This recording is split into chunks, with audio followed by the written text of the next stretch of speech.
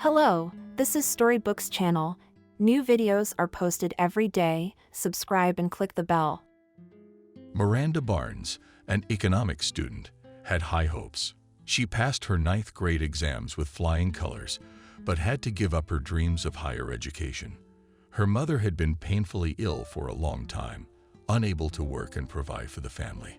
Having entered college, Miranda took part-time jobs washing floors in offices, in the corridors, and even in the entrances of her house. She had to support not only her mother, but also her 9-year-old brother. At night, Barnes studied exams to continue her studies to get a scholarship. In 3 years, the girl could become an outstanding economist, get a job in a prestigious firm, and finally organize her life. Now, Miranda's situation was quite deplorable. She gave the last money for her mother's medicine and could not buy food at home. Pathetic handfuls of groats orphaned the girl that she could not cope. Hopelessness and the ever-hungry and begging look of her brother made her go to shameful lengths. Sometimes she heard the reproaches of her classmates as she rushed to the dining hall first, trying to pick up leftover portions from the table or stack bread for her mom and brother just to eat. The beautiful Lisa, whose tuition was paid for by her father, spoke mockingly. This Lisa was an arrogant girl with no intelligence. She studied for appearances so that she could inherit her father's firm and learn to know a little about business. The girl gathered her own crowd around her, often went out through parties. She's been hanging out with a few guys at a time. Lisa had 2 friends, Camille and Emily, lower in status, but ingratiating herself to them with her deserved a place next to the star of the course. And she's a bum. Nothing to talk to her about. Emily seconded her friend's arrogant tone. Miranda walked by and pushed her hard from something she had fallen over and scattered a piece of bread. Trinity laughed evilly and walked away, and Miranda gathered it up with pain in her heart. I took the bread. Mommy, forgive me, I'll manage. We're making a big soup tonight. I'll throw potatoes from the neighbor, and you won't starve. She whispered the words to the collective farms. Big tears were flowing down her cheeks, covering the world with a shroud of grief. Day after day, Barnes endured the taunts of her classmates. She began to be shunned. After lectures, the girl ran home, invented, and what to feed the household. The family lived in a dorm room, which was knocked out by her mother when her father abandoned them. Hunger drove Miranda to despair. She did not eat bread for days, giving everything to her family. Her mother never got out of bed, only stroked her daughter's head and cried. Charles looked at her hungrily every time and hoped that her sister had brought something tasty. Miranda's mind was running wild with thoughts of how to get money. Salaries and scholarships. Miranda scrambled for groats, vegetables, and medicine, but the pennies she received were not enough. Already in a week, the resources were depleted. Going to the social services was useless. They only shook their heads that they were not entitled to disability allowance and that there was nothing they could do. Desperate, Miranda decided to find a job in a store and, if necessary, to abandon her studies. Browsing through the newspaper, she came across a suspiciously tempting offer. It was a promise to pay a fortune for a favor. Barnes decided that for the sake of her brother and mother, she would do anything, even if she had to break the law, made an appointment, and listened to the offer. But what the man offered was out of line. He yelled at his employer. The girl ran out. She wandered for a long time through the streets of the city over her head, watched the sun from the sky, sluggishly shining from behind the clouds, filling her soul with despair. When she returned home, she heard Charles crying in the kitchen. "Charles, what's wrong?" "Honey, they wouldn't let me in the cafeteria at school. They said I was a thief, taking other people's bread. I'm just hungry. You made me porridge this morning, and it's already gone. Don't listen to anyone. We'll live again, I promise. I'll pay for your meals in the canteen, and no one will say you're a thief. Wait, I brought some from college. Here's the container. It's potatoes and meat. Lucky for me, the cook took pity and gave me a loan. Hopelessness, emptiness. To go to my mom and ask for advice. Mom, hi, I brought some food. How are you feeling today? Thank you, my daughter. I even read a book. My headache is almost gone. Thank you. You eat, and I'll eat later. No, I ate in the cafeteria. I got a free meal. Mom, I need your advice. Help me. Whatever you say, don't be shy. It's easier to think together when you're in trouble. That's right, isn't it? Mom, the social services want to file a guardianship for us. They might take me and Charles to an orphanage. They think it's against the law. When the mother is incapacitated, Miranda, you're my girl, but you know I won't be around much longer. Maybe it's for the best. Evelyn cried and turned away. But Mom, there's a way out. Let's move to the country. Our grandmother left us a house there. No one will find us there. But you know, I'm ashamed to say that. I've been offered a job. It's going to pay a lot of money. Just you, don't judge me. I'd do anything for my brother. Mom, they'll give me $500,000 if I sell my virginity. Mother cried out. She got up from the bed and fell down, unconscious. Miranda, I realized I was wrong, to be frank. She should have made that decision herself and not told anyone what price she had paid for her well-being. Barely regaining consciousness, my mother briefly said, "Don't you dare."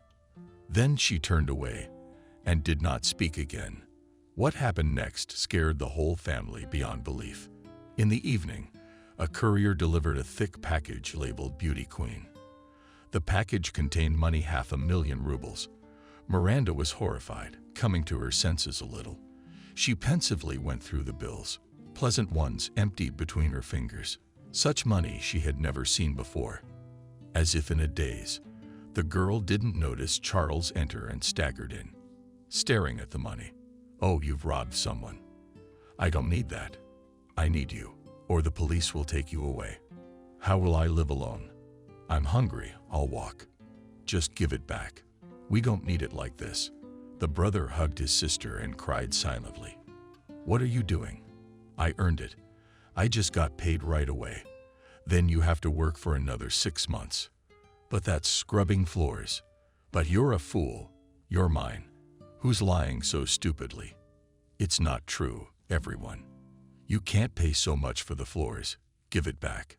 It's better to be poor, but to live honestly. And I need you more than money myself." "Yes, yes, of course. I'll explain everything later. We won't take ours. Don't worry, honey, just do your homework." A little later, James, the man with the dirty intentions, called her again. He assured that he was ready to woo a beautiful girl, that she had conquered him, and he was ready to wait as long as it took. Here, the man was not lying. Natural blonde Miranda was endowed with extraordinary natural beauty, blue eyes, unusually long, thick eyelashes, delicate, plump, pink lips, long braid to the waist, incredible stature, and slender figure made Barnes fabulously lovely.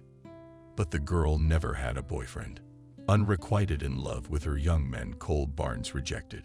She did not think about the groom and relationships. Family and school were always at the center. And now the world was falling apart. After a week, Miranda made up her mind. All the more reason to spend the money. In her heart, she had already resigned herself to it and realized that there was no other way out. As if in an eclipse, she bought 2 bottles of valerian and arranged a meeting.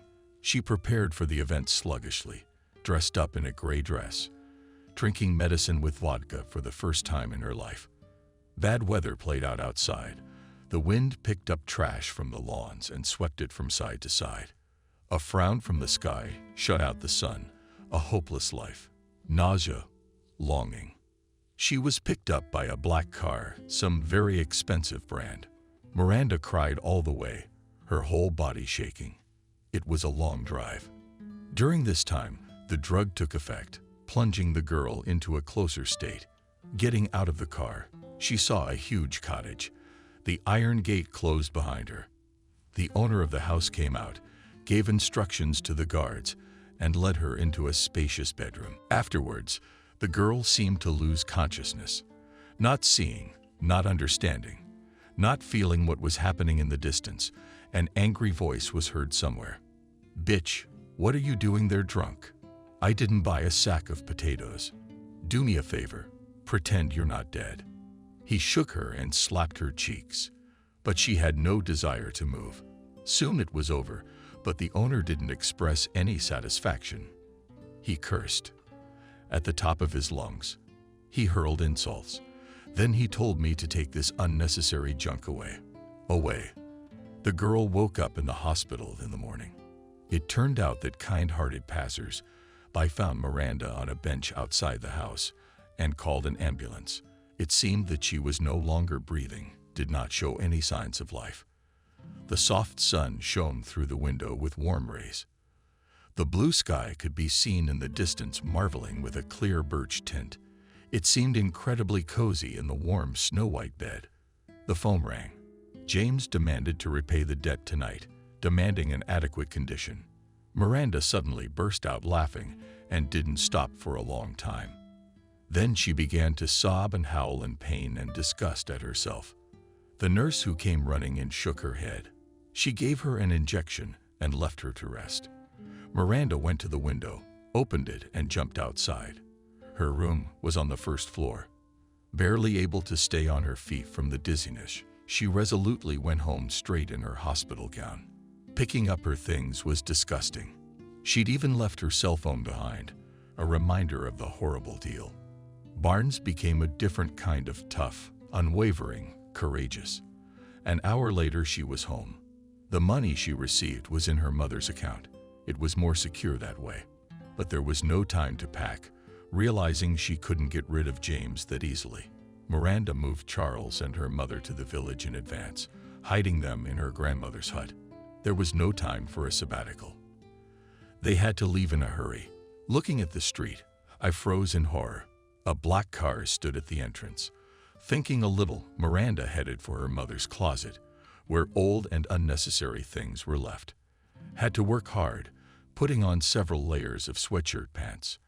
On top of that, she put on an intimidating-looking wool dress, covered her shoulders with a shawl over her head, tied a shawl over it up to her eyebrows. Had to work on his face, making a few strokes with a dark pencil. In this guise, Barnes would not have been able to recognize her own mother's down-moth mother, but she closed the room slowly.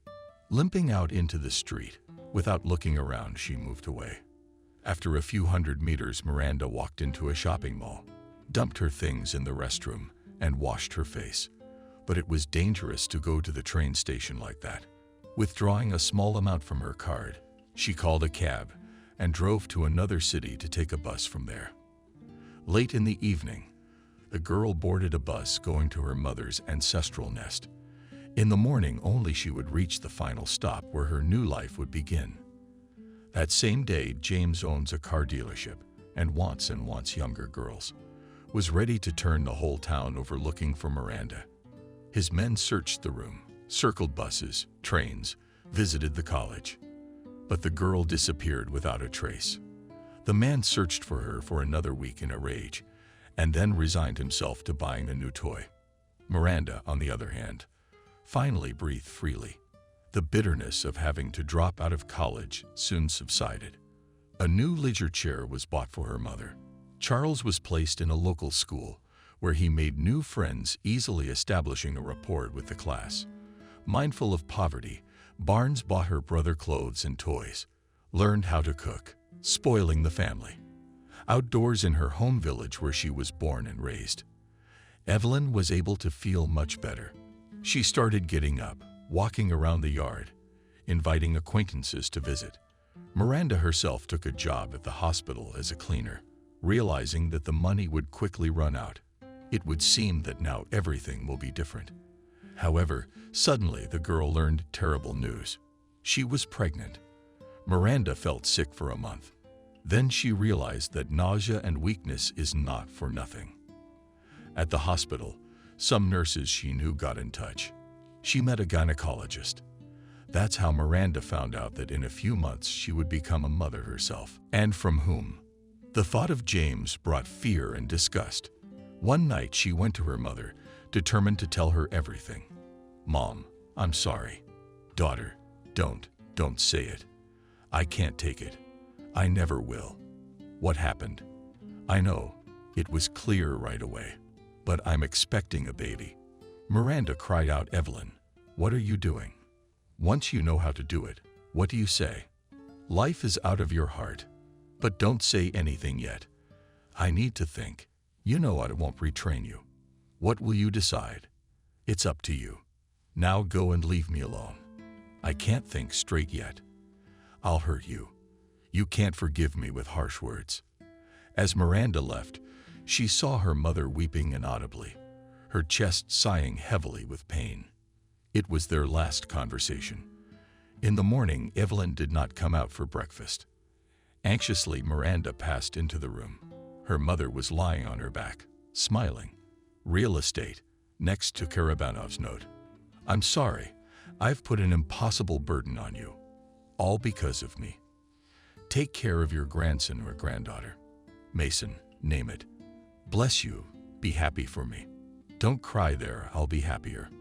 Long Miranda sat over this scrap of paper beside the one she loved with all her heart, burned heavy, fell on her shoulders, pressed to the ground, as if she would not get down.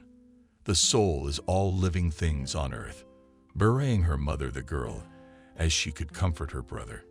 Every day he ran to the grave, lay down on the cold stones, and cried. Pregnancy was not easy, but obeying her mother's dictates, Miranda was determined to keep this soul innocent of the sins of men. Charles had changed. He hardly spoke to his sister, walking around, hanging around in the countryside for days on end. It was as if he was jealous of his sister, thinking he was alone in the world. His mother was dead, and he wouldn't need him anytime soon. One day he didn't come home. All the money was missing from his wallet. A month later, a letter arrived from an orphanage that was in a neighboring town. It said that Miranda Barnes was to appear immediately for a court hearing. She was not yet 18 years old at the time. During the proceedings, it became clear that the children should remain in the care of the state. It turned out that Charles himself came to the orphanage, asking for a place. The scandal around Barnes gained momentum. The pregnant girl could not allow such an attitude. She threw everything to the mercy of fate and ran away into the unknown. The wandering continued. Now she had neither mother nor brother, and it was dangerous to return home. The only consolation was that in a month she would be 18, and after a couple more months she would become a mother, and then she would be able to build her own life. Miranda had no choice but to return to the city. She rented an apartment for 2 months, bought things for the baby, and had little money left for living expenses. But then she could go back to her dorm room and find a job. The only thing left was to hope for a care allowance after the baby was born. Now Miranda felt incredibly sad and lonely. It was as if half her life had been lost. Once in her life.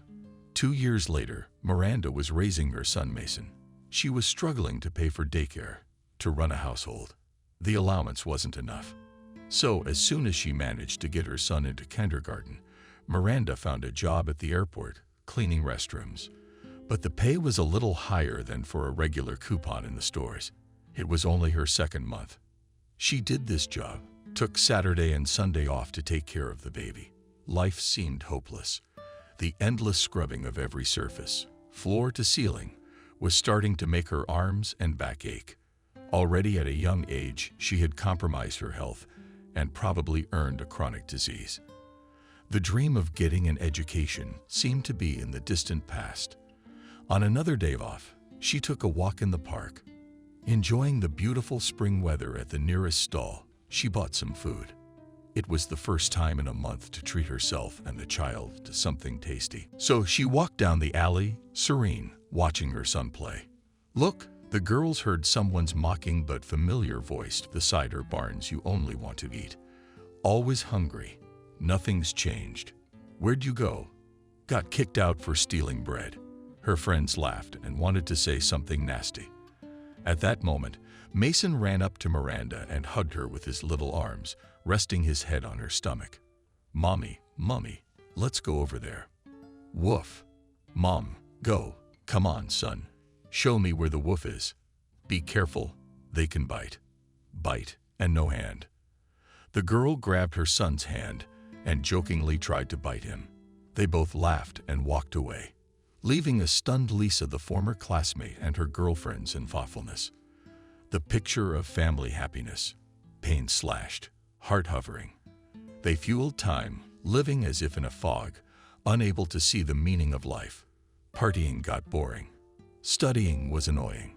Sham friendship was a convention. Now before their eyes unfolded the picture of a kindly, warm relationship between a son and his mother. They didn't have that.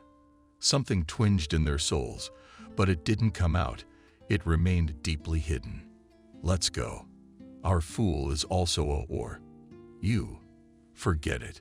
My Arcelor is so cool. Lisa loves me so much. But she thought sadly that only a child is ready for selfless love. Barnes, on the other hand, was indifferent to such remarks. It was only sad that she had to abandon her studies. She could have been a good financier. On the course, Miranda coped with all the tasks better than anyone else. She found solutions easily and planned things well. Once she even found a mistake in the accounting reports. Because of this, she could lose her scholarship. It's all ahead of her. I can do it, she said proudly to the entire park. The emptiness around, she replied as Mason ran beside her, captivating in its agile, intricate nature. The child was no trouble, immediately showed independence. Without tears went to the garden, ahead of peers in development for a year. He was the meaning of life, a source of happiness. Only upsetting was the constant lack of money. This endless, miserable existence. But Mason, as a grown man, did not complain. As if sensing his worries, Miranda ran with all her legs and hugged him. "Mommy, I love you." The work continued, only the desire to please her son, at least something, gave strength. By the end of the day, my legs wouldn't listen. Confused, the head treacherously pitied, and hands barely dragged. Heavy buckets. Water had to be drawn in a special room, which was on the opposite side of the toilets. Drawing water in the restrooms itself was forbidden. The sink was not adapted to put a tall bucket in a day. She sometimes had to change the water 50 times. The airport was breathing. Knocked, shouted. In general, lived its noisy polyphony of life. No one paid attention to the cleaning lady in a blue robe and kerchief, hiding the beauty of a young girl. The annoyance was poked when she put a sign about cleaning stalls were memorized, and a mop was thrown into a bucket with annoyance. She could easily be yelled at. Considering dumpsters to be an inferior, unworthy link of humanity. The long-awaited Friday came. The last day of her shift. Her back and arms ached treacherously. Miranda dragged a bucket of water to the men's restroom, thoughtfully tilted her head, and didn't even realize how she crashed into the man. The bucket insidiously slipped out of his hands, and a knee-deep stream of water hit him, a tall gentleman in a black coat. The man dropped the folder out of surprise. The sheets scattered and sailed like long-distance ships into the distance. And then, my dear, what kind of sabotage is this? The man shrieked indignantly. Oh, I was scared to death. Miranda, I'm sorry. I'm sorry, for God's sake. This man's face she had definitely seen on TV, so she rushed to gather the sheets. The one who had gone sailing. Out of curiosity, she glanced at the contents. Something caught her eye. She absent-mindedly, aghast, gathered the rest of the sheets and sat down in the middle of the waiting room in a puddle. The reading was curious. Someone who could circumvent the law in such a sophisticated way was admirable. However, there were unacceptable errors in the documents, covered obvious financial fraud. The man in the black cloak jumped up to Miranda and snatched the papers. You don't need these. What tactlessness. He wanted to leave, but involuntarily admired the girl. Barnes's headscarf and Russian braid fell treacherously to her knees. Clear blue eyes looked reproachful. The man hummed and put up a hand. Get up. How did it come to this? That you run around with such heavy buckets, adult uncles knocking down. A saboteur. Excuse me, I work here. No, I wasn't planning on running over any grown men. Suddenly, as if from beneath the ground, 2 guards of huge staff men appeared, obligingly closing them off from Barnes and the mayor of the city. She recognized him now. However, she managed to shriek shrilly, "Jacob, excuse me, may I address you?" The mayor, smiling, approached Miranda. He was flattered to be recognized. "Report, Comrade Cadet." Jacob shrank back in tone, whispered Barnes. "There are unacceptable mistakes in your documents. They stretch to several years of imprisonment. I'm sorry, but I'm sure it's someone's evil joke, or in other words, someone wanted to trick you and set you up." "What? What are you talking about? How dare you even say that to me? There's no such thing as a janitor with legal skills. I'll check it out though. Goodbye." He said something to the guard and left. The ambo moved towards the girl, scaring the hell out of her with his determined look. Miranda expelled and ran away. However, she slipped and fell into a puddle. The guard was approaching already with a soul-filling intensity. She got on all fours and quickly crawled away. However, she slipped again and collapsed. "Madam, you are all right," gargled a voice from above, and the man obligingly put up his hand. "Why did you fall from me? Let me ask you this. I need to write down your phone number." "Ah, that of course I understand." After writing down her details, the ambo withdrew. Miranda collected water in a bucket and went to work with an hour to go before the end of the shift. And it was also necessary to wash the cubicles for the last time to turn in the post of night cleaner. This incident was almost forgotten. Only did not give rest to these brown, piercing eyes. The major was a truly handsome man. Miranda mentioned the conversation and the smile with which Jacob looked at the cleaning lady. The story, however, continued quite unexpectedly. On Sunday, she received a phone call from the city administration. "Hello, can I hear Miranda Barnes?" "Yes, this is me. You have a call from City Hall on behalf of Jacob. Monday, May 25th. You need to come in for an interview." "What interview? Will they explain it to you when you see them?" "Good day." Miranda hung up the phone in amazement, then exhaled and ran to her son's room. "Mason, my son, how much I love you. Mommy is very, very, very lucky." She namesake tickled and tossed her son, expressing with that exuberant delight. "Mom, did they give you a present?" The administration had to be packed very carefully, but there were no decent things. She found only black classic pants and a white blouse. There was not enough money on the cover. She had to tidy up the things she had. The looks, on the other hand, could be worked on. From the evening, she led the way on the tiles, determined to curl at least her hair. In the morning, she took her son and began the transformation. She chose from the meager cosmetic pink lipstick, brown pencil, and mascara, slightly added eyes, tinted eyelashes, slightly touched lips, lipstick, unraveled her hair, which incredible cascade turned an unassuming cleaning lady into a Hollywood beauty. Dressed up, she headed to the interview, trembling like an aspen leaf. Miranda's dazzling beauty impressed even the guards. They silently took the passport, intently and brazenly looking at Barnes. The pass was ready in advance. Armed with a plastic card, Miranda went to the second floor. She was met by a friendly receptionist, explained the nature of the case.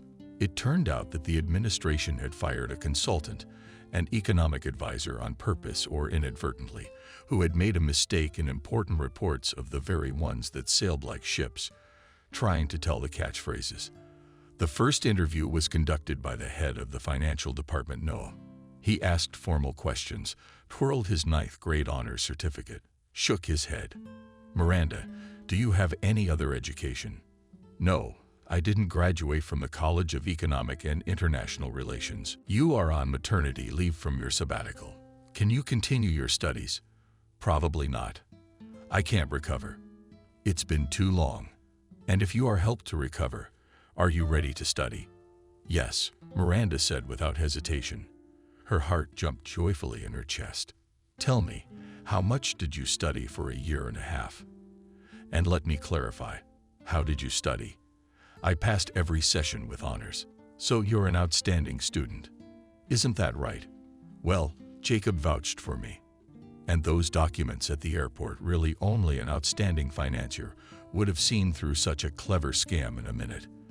"Oh, you're not an easy girl," suddenly fatherly told the interlocutor. "Only your soul is tormented by grief. Well, it's not for me to tell you.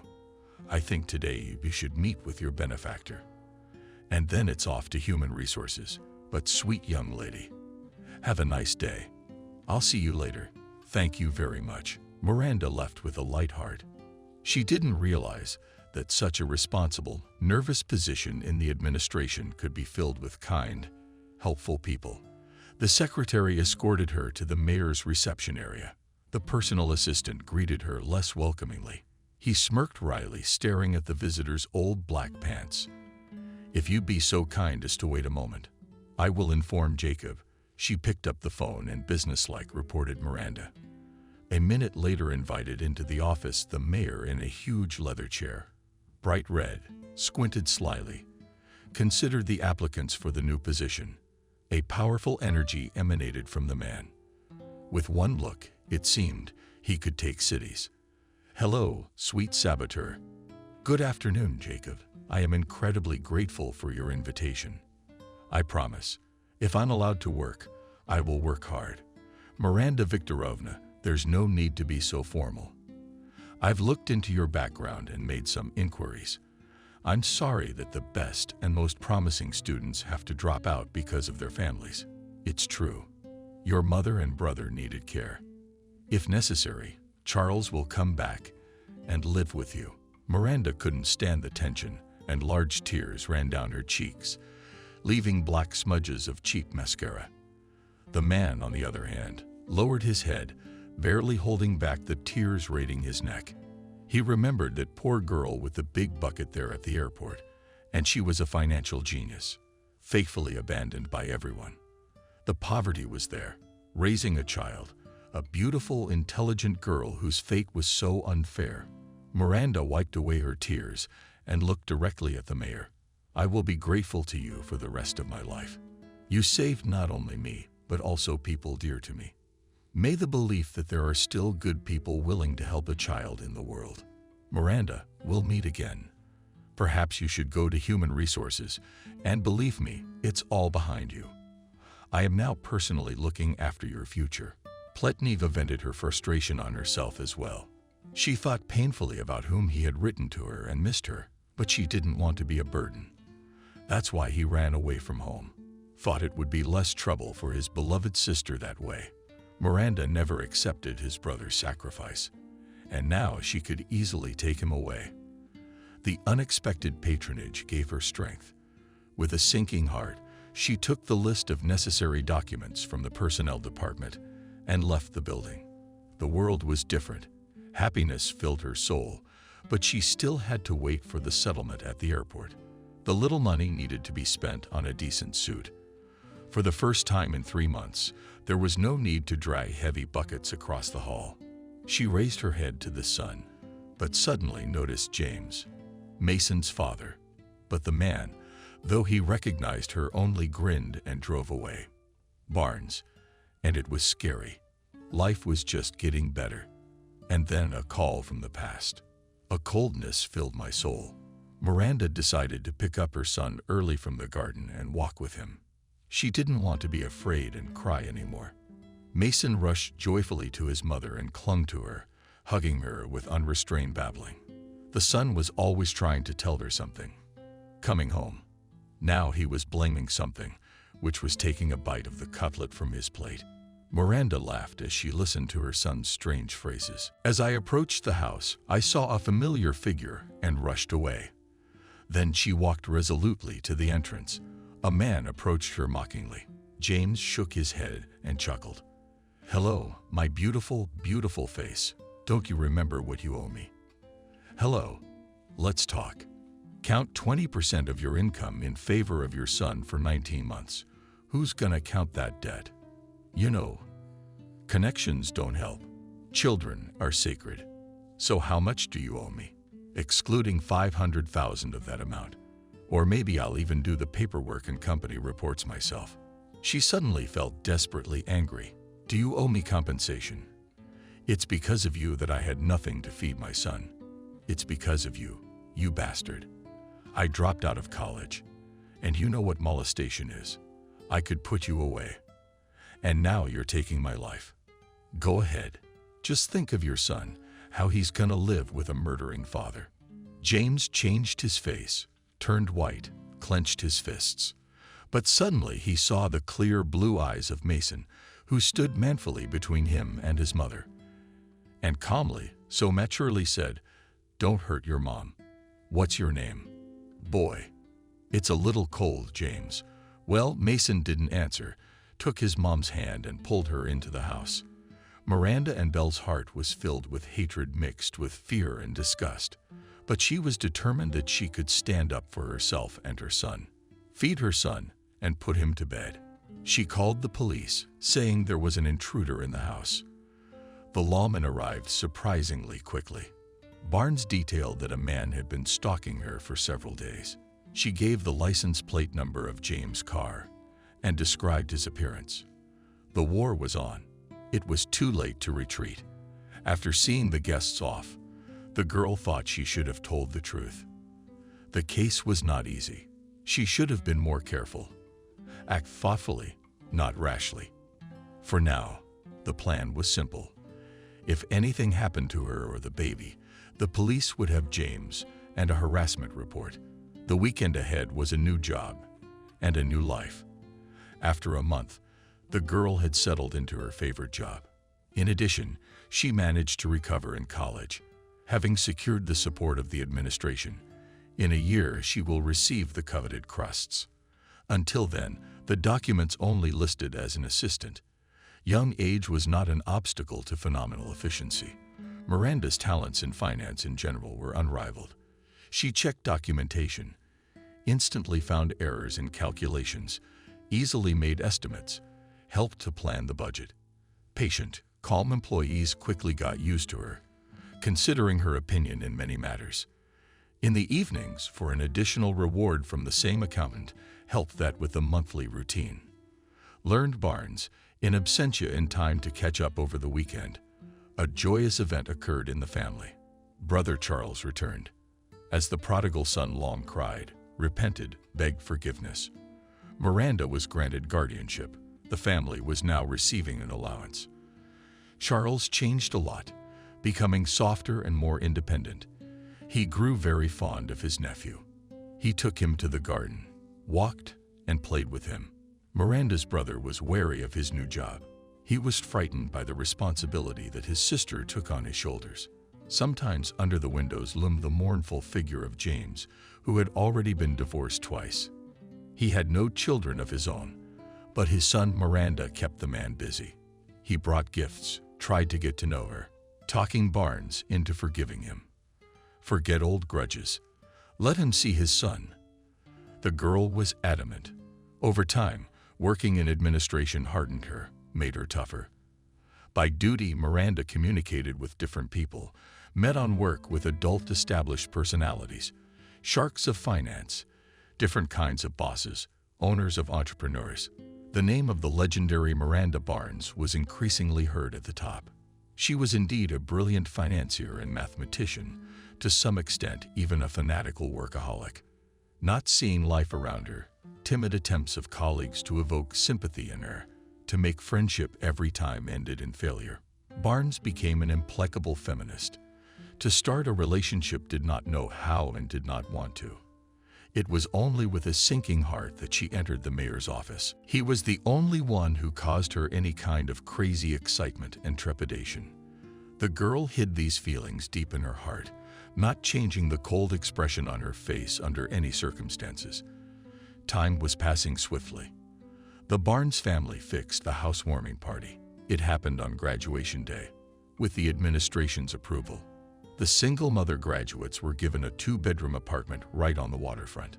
The fabulous beauty of the housing awakened Miranda's exuberant enthusiasm, forgetting everything in the world like a small child. She ran and galloped through the rooms, crying, kissing the frame and Mason. Charles tried to keep his face. He was afraid that all this prosperity was a dream.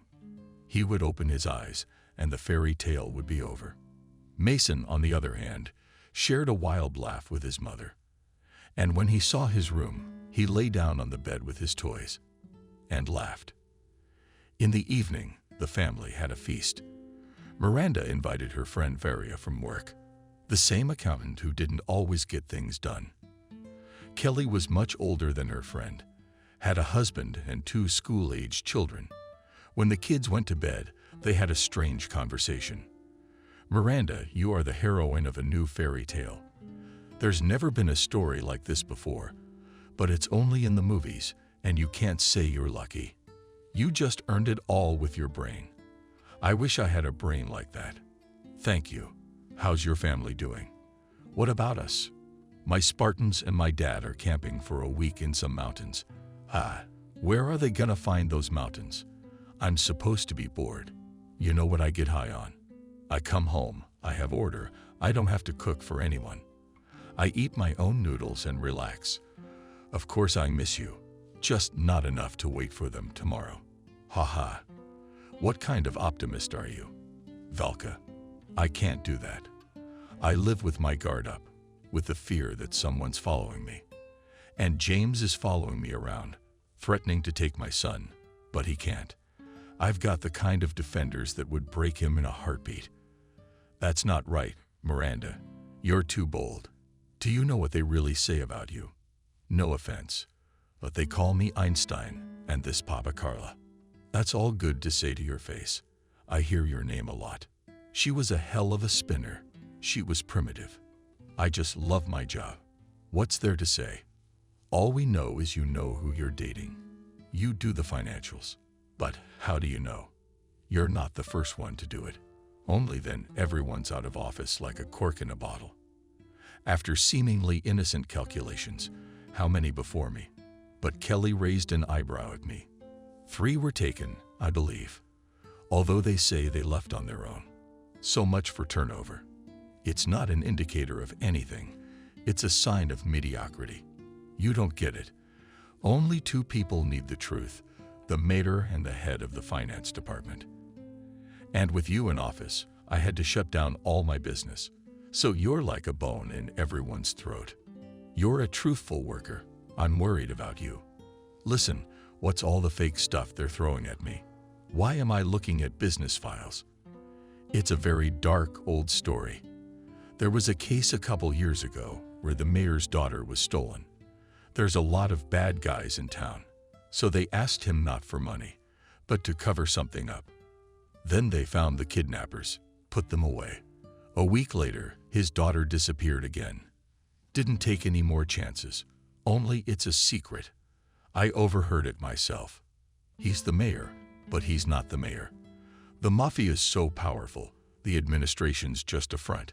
It's a cover for dark deeds. So you wonder where you're going with this. Financial genius, be careful. What should I say? It's too late. You've been showing off with your smarts. I'm afraid for you. I'd hire security. Miranda exhaled with difficulty, barely recovering from her astonishment. You should be writing a book of fairy tales. You're imaginative, too. Tell me you're playing a trick on me. You're silly, young, inexperienced, and the halo over your head to the heavens. You know, I was walking. Who could even make such a thing up? Suddenly, the doorbell rang. Miranda rushed to open the door, afraid that the children would wake up on the run, noting that it was strange that someone had found out about the new place so quickly. Kelly rushed to the stove and found the heaviest skillet. Hi, cheekily squeezing through the door, James. I just came by to say congratulations. He taught Chelney the sea and the hostess a bouquet of daisies, pulled out a wooden horse and a laptop. Here to my son and Charles' laptop, let it be. You don't think anything bad. I realized everything a long time ago. Miranda thought. Silence. Nothing portended trouble. Kelly came in the hallway with a frying pan in her hands, and like a samurai, she pounced on the guest. And you're a goddamn bandit. Get the hell out of here. Kelly, calm down. The man came here in peace. Miranda laughed uncontrollably, sat down on the horse, sobbing and laughing. Oh goodness, that hurt. Didn't even give me a couple of smacks.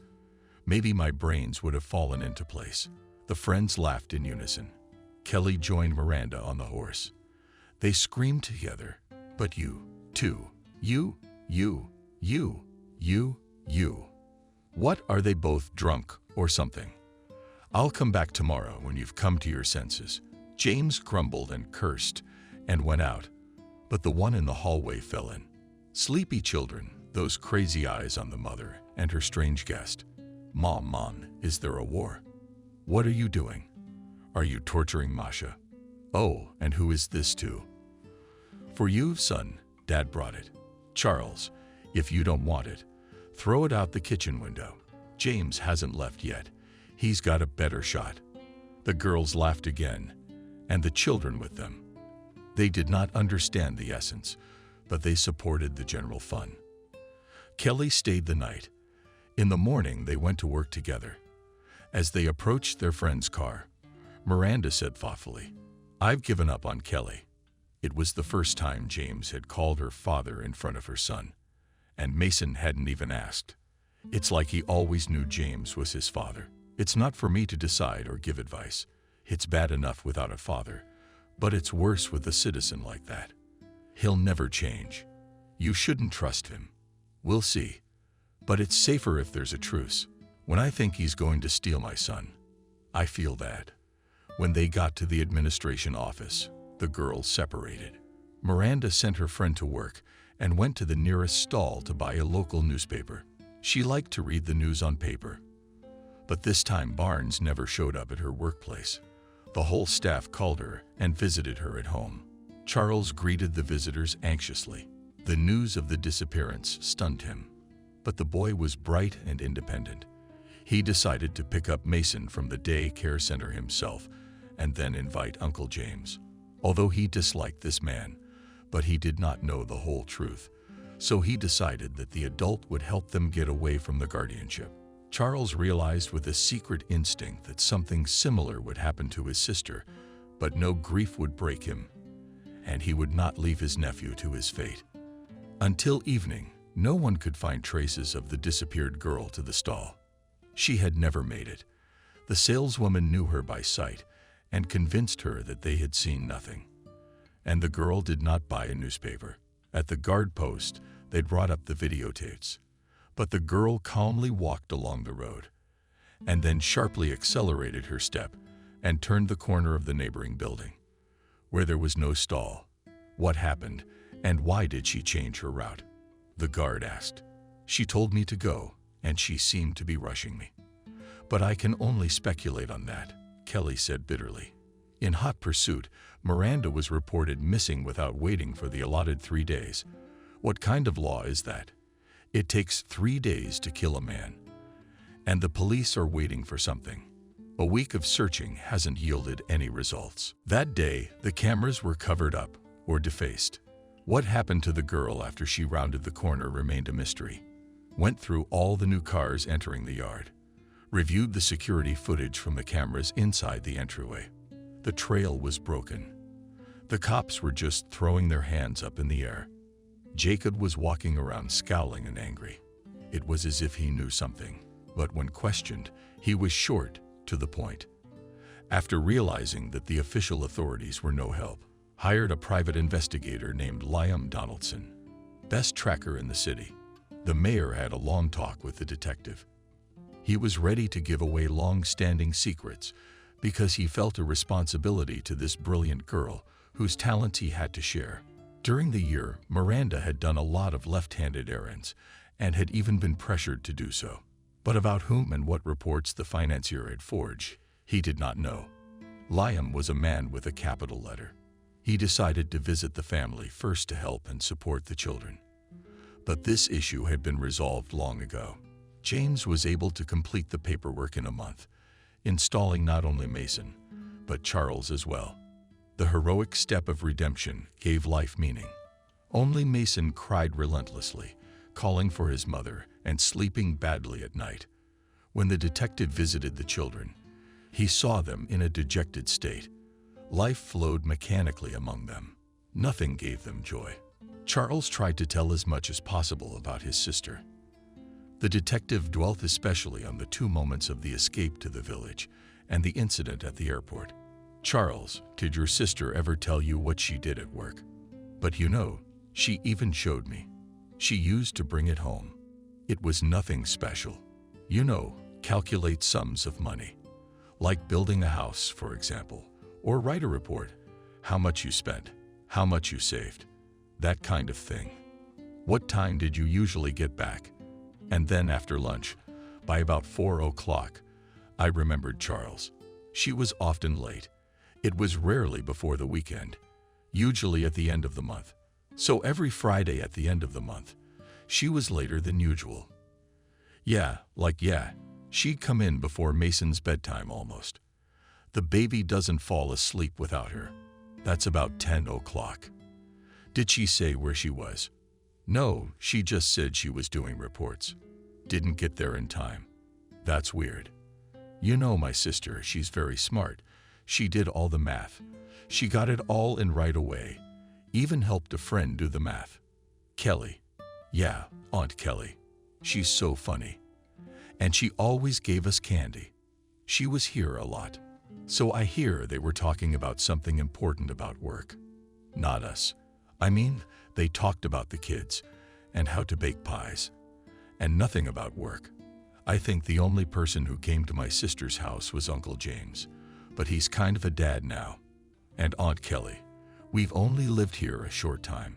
Charles got sad all of a sudden, and then he cried and ran off to his room. Yes, Liam said, closed his notebook, and walked down the hallway to James. He didn't speak to him. He only said that he knew nothing about life. Miranda. He was lying, of course, but there was no point in pressing him.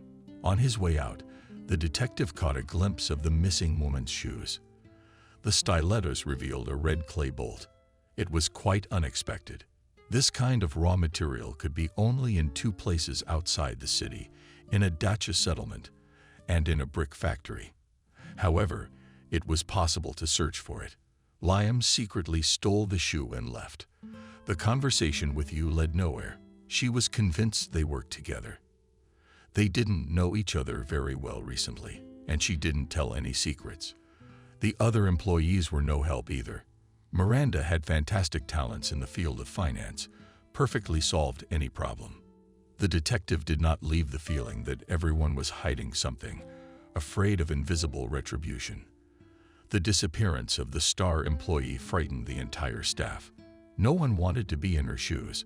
Liam analyzed all the answers in his notebook and decided to follow up first with the sleuth and then with the mayor himself. But he first of all went to the head of the finance department and demanded those reports in which the girl had found an error back at the airport. But those documents disappeared without a trace. What errors did you find? Miranda was a mystery and the correct materials were useless. It's a shame that ends here, and there got cleaned up. Liam glued his mustache on in the restroom and put on a hat. In this form, he headed Zavaldi, who had come out of the administration. Kelly, smiling, walked leisurely to the house behind which Miranda had disappeared. The detective followed her. In the morning, it appeared that the famous Donaldson had disappeared. Didn't search any more offices and asked him for anyone. Jacob tried unsuccessfully to call. The phone was unavailable. The detective was missing too. Barnes woke up in the hospital. That's what it seemed to her from the white bed and bedside table. The only strange thing was that there was a desk with a laptop and a comfortable office chair near the grated window. She was alone in the room. What had happened to her? Miranda didn't remember. Had she changed as she separated? Called out the front door. Then saw on the corner of the house Jasoba strange good to her girl. Without thinking, followed the mayor, surprised by his strange behavior. He disappeared around the corner, and after that, a lapse. Only now she woke up with a terrible dizziness and weakness clicked at the door.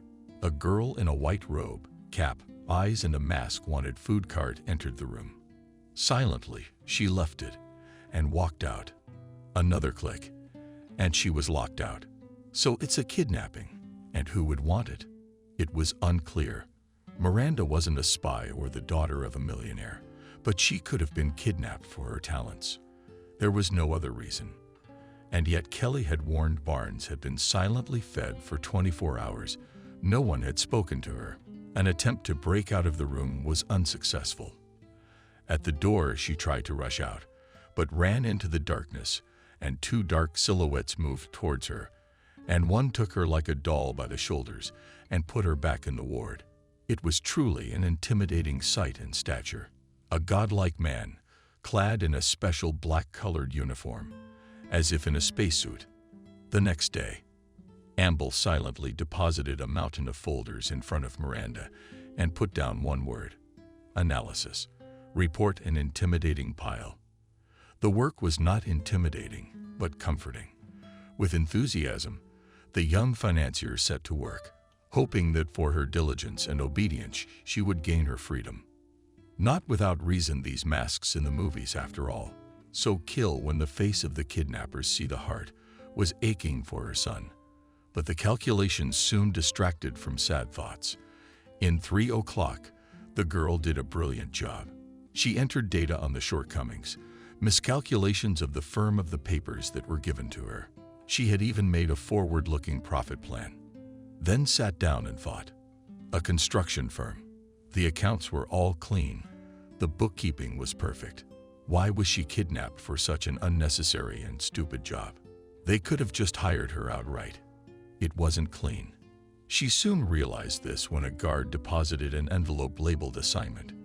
After reading the list of requirements, Miranda was horrified.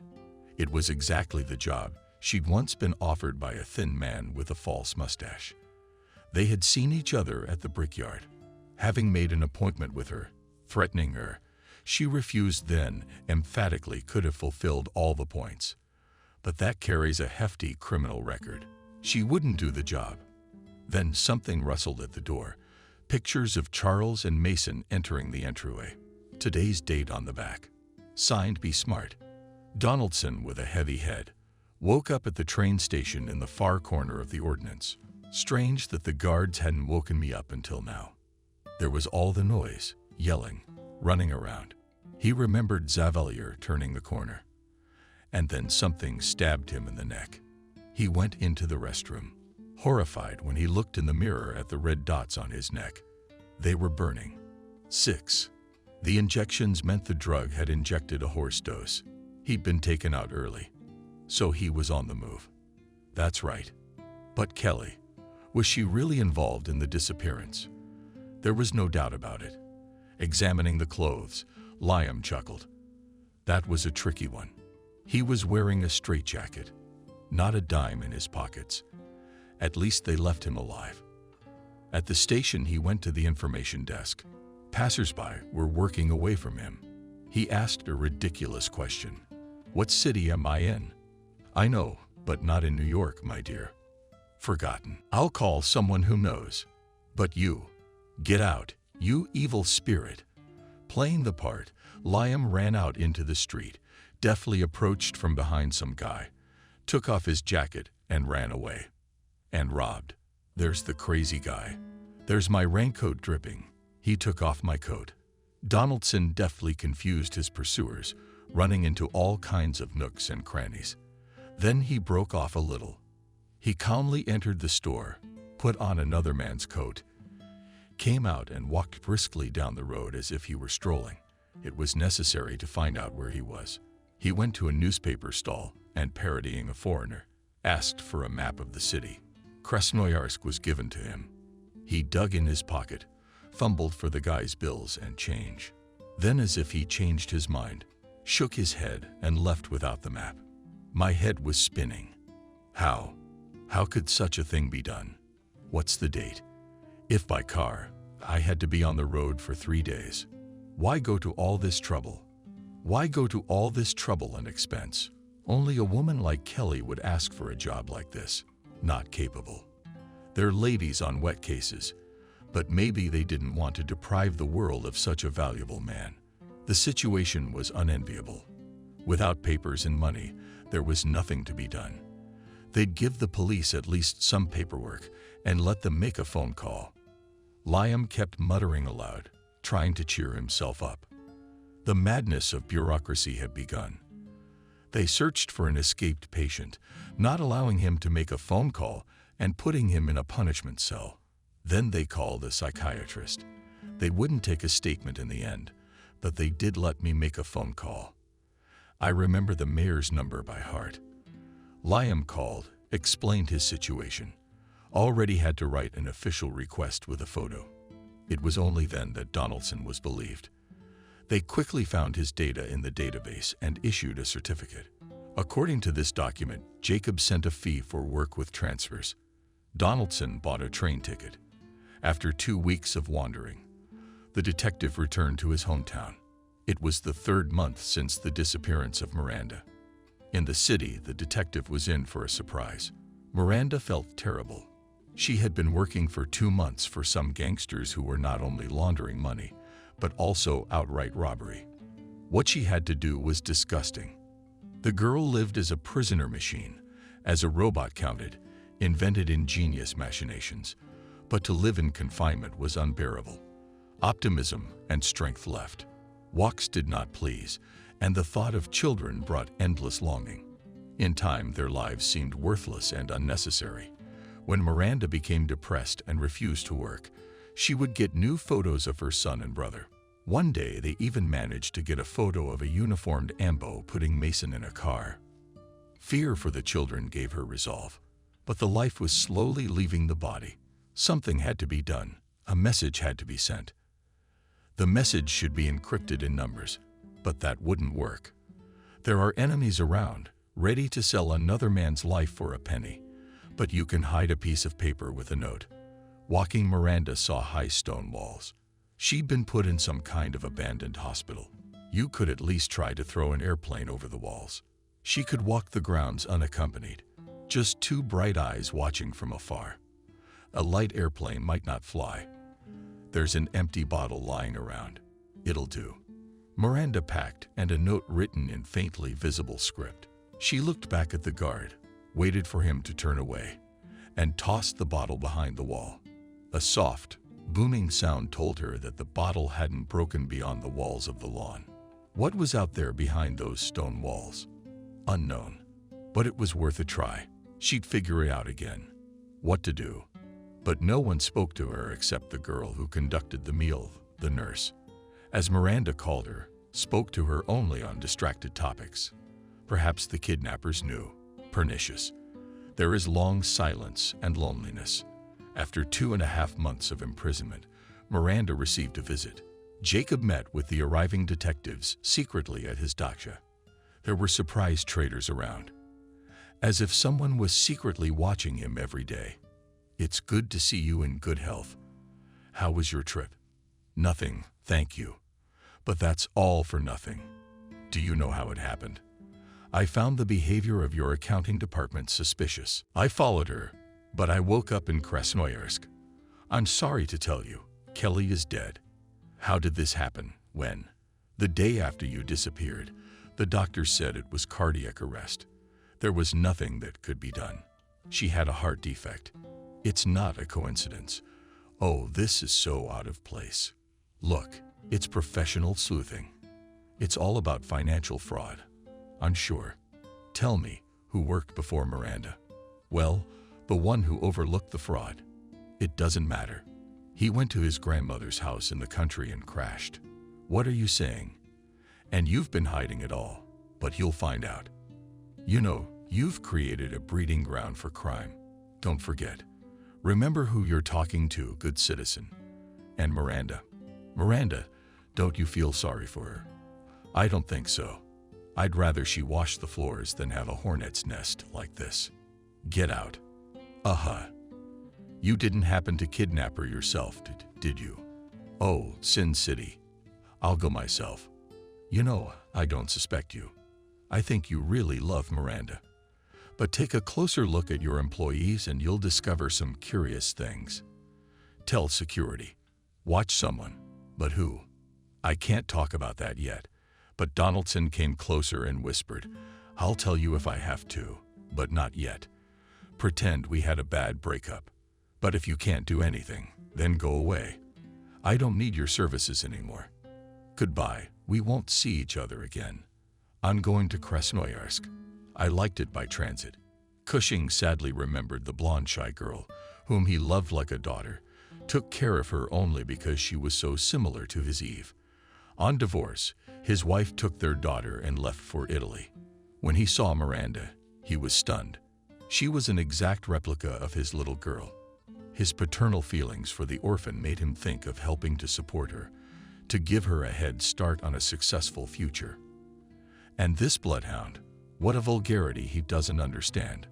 The Barnes family was going through a sad day. But Mason wasn't crying anymore. He started calling James Papa and grew attached to him. The kids didn't want to leave the apartment and moved to the cottage. How many times did they fight? The foster father couldn't convince them.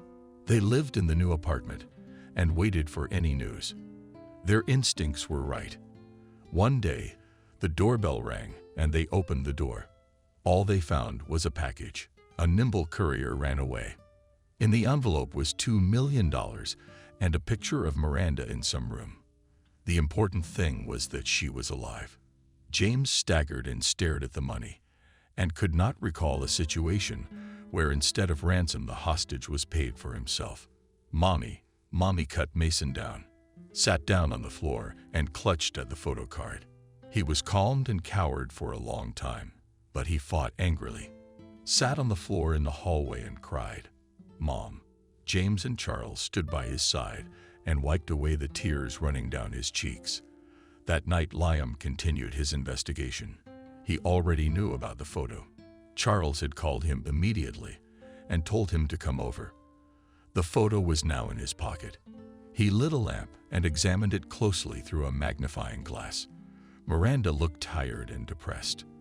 There was a laptop on the table. The walls and sheets, white window. The detective began whispering phrases aloud to organize his train of thought.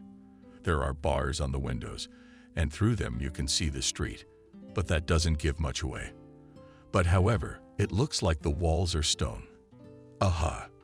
Reflection in the laptop. Look at that scary figure standing there like the devil. It's a Special Forces uniform. What does that mean? We're looking for military.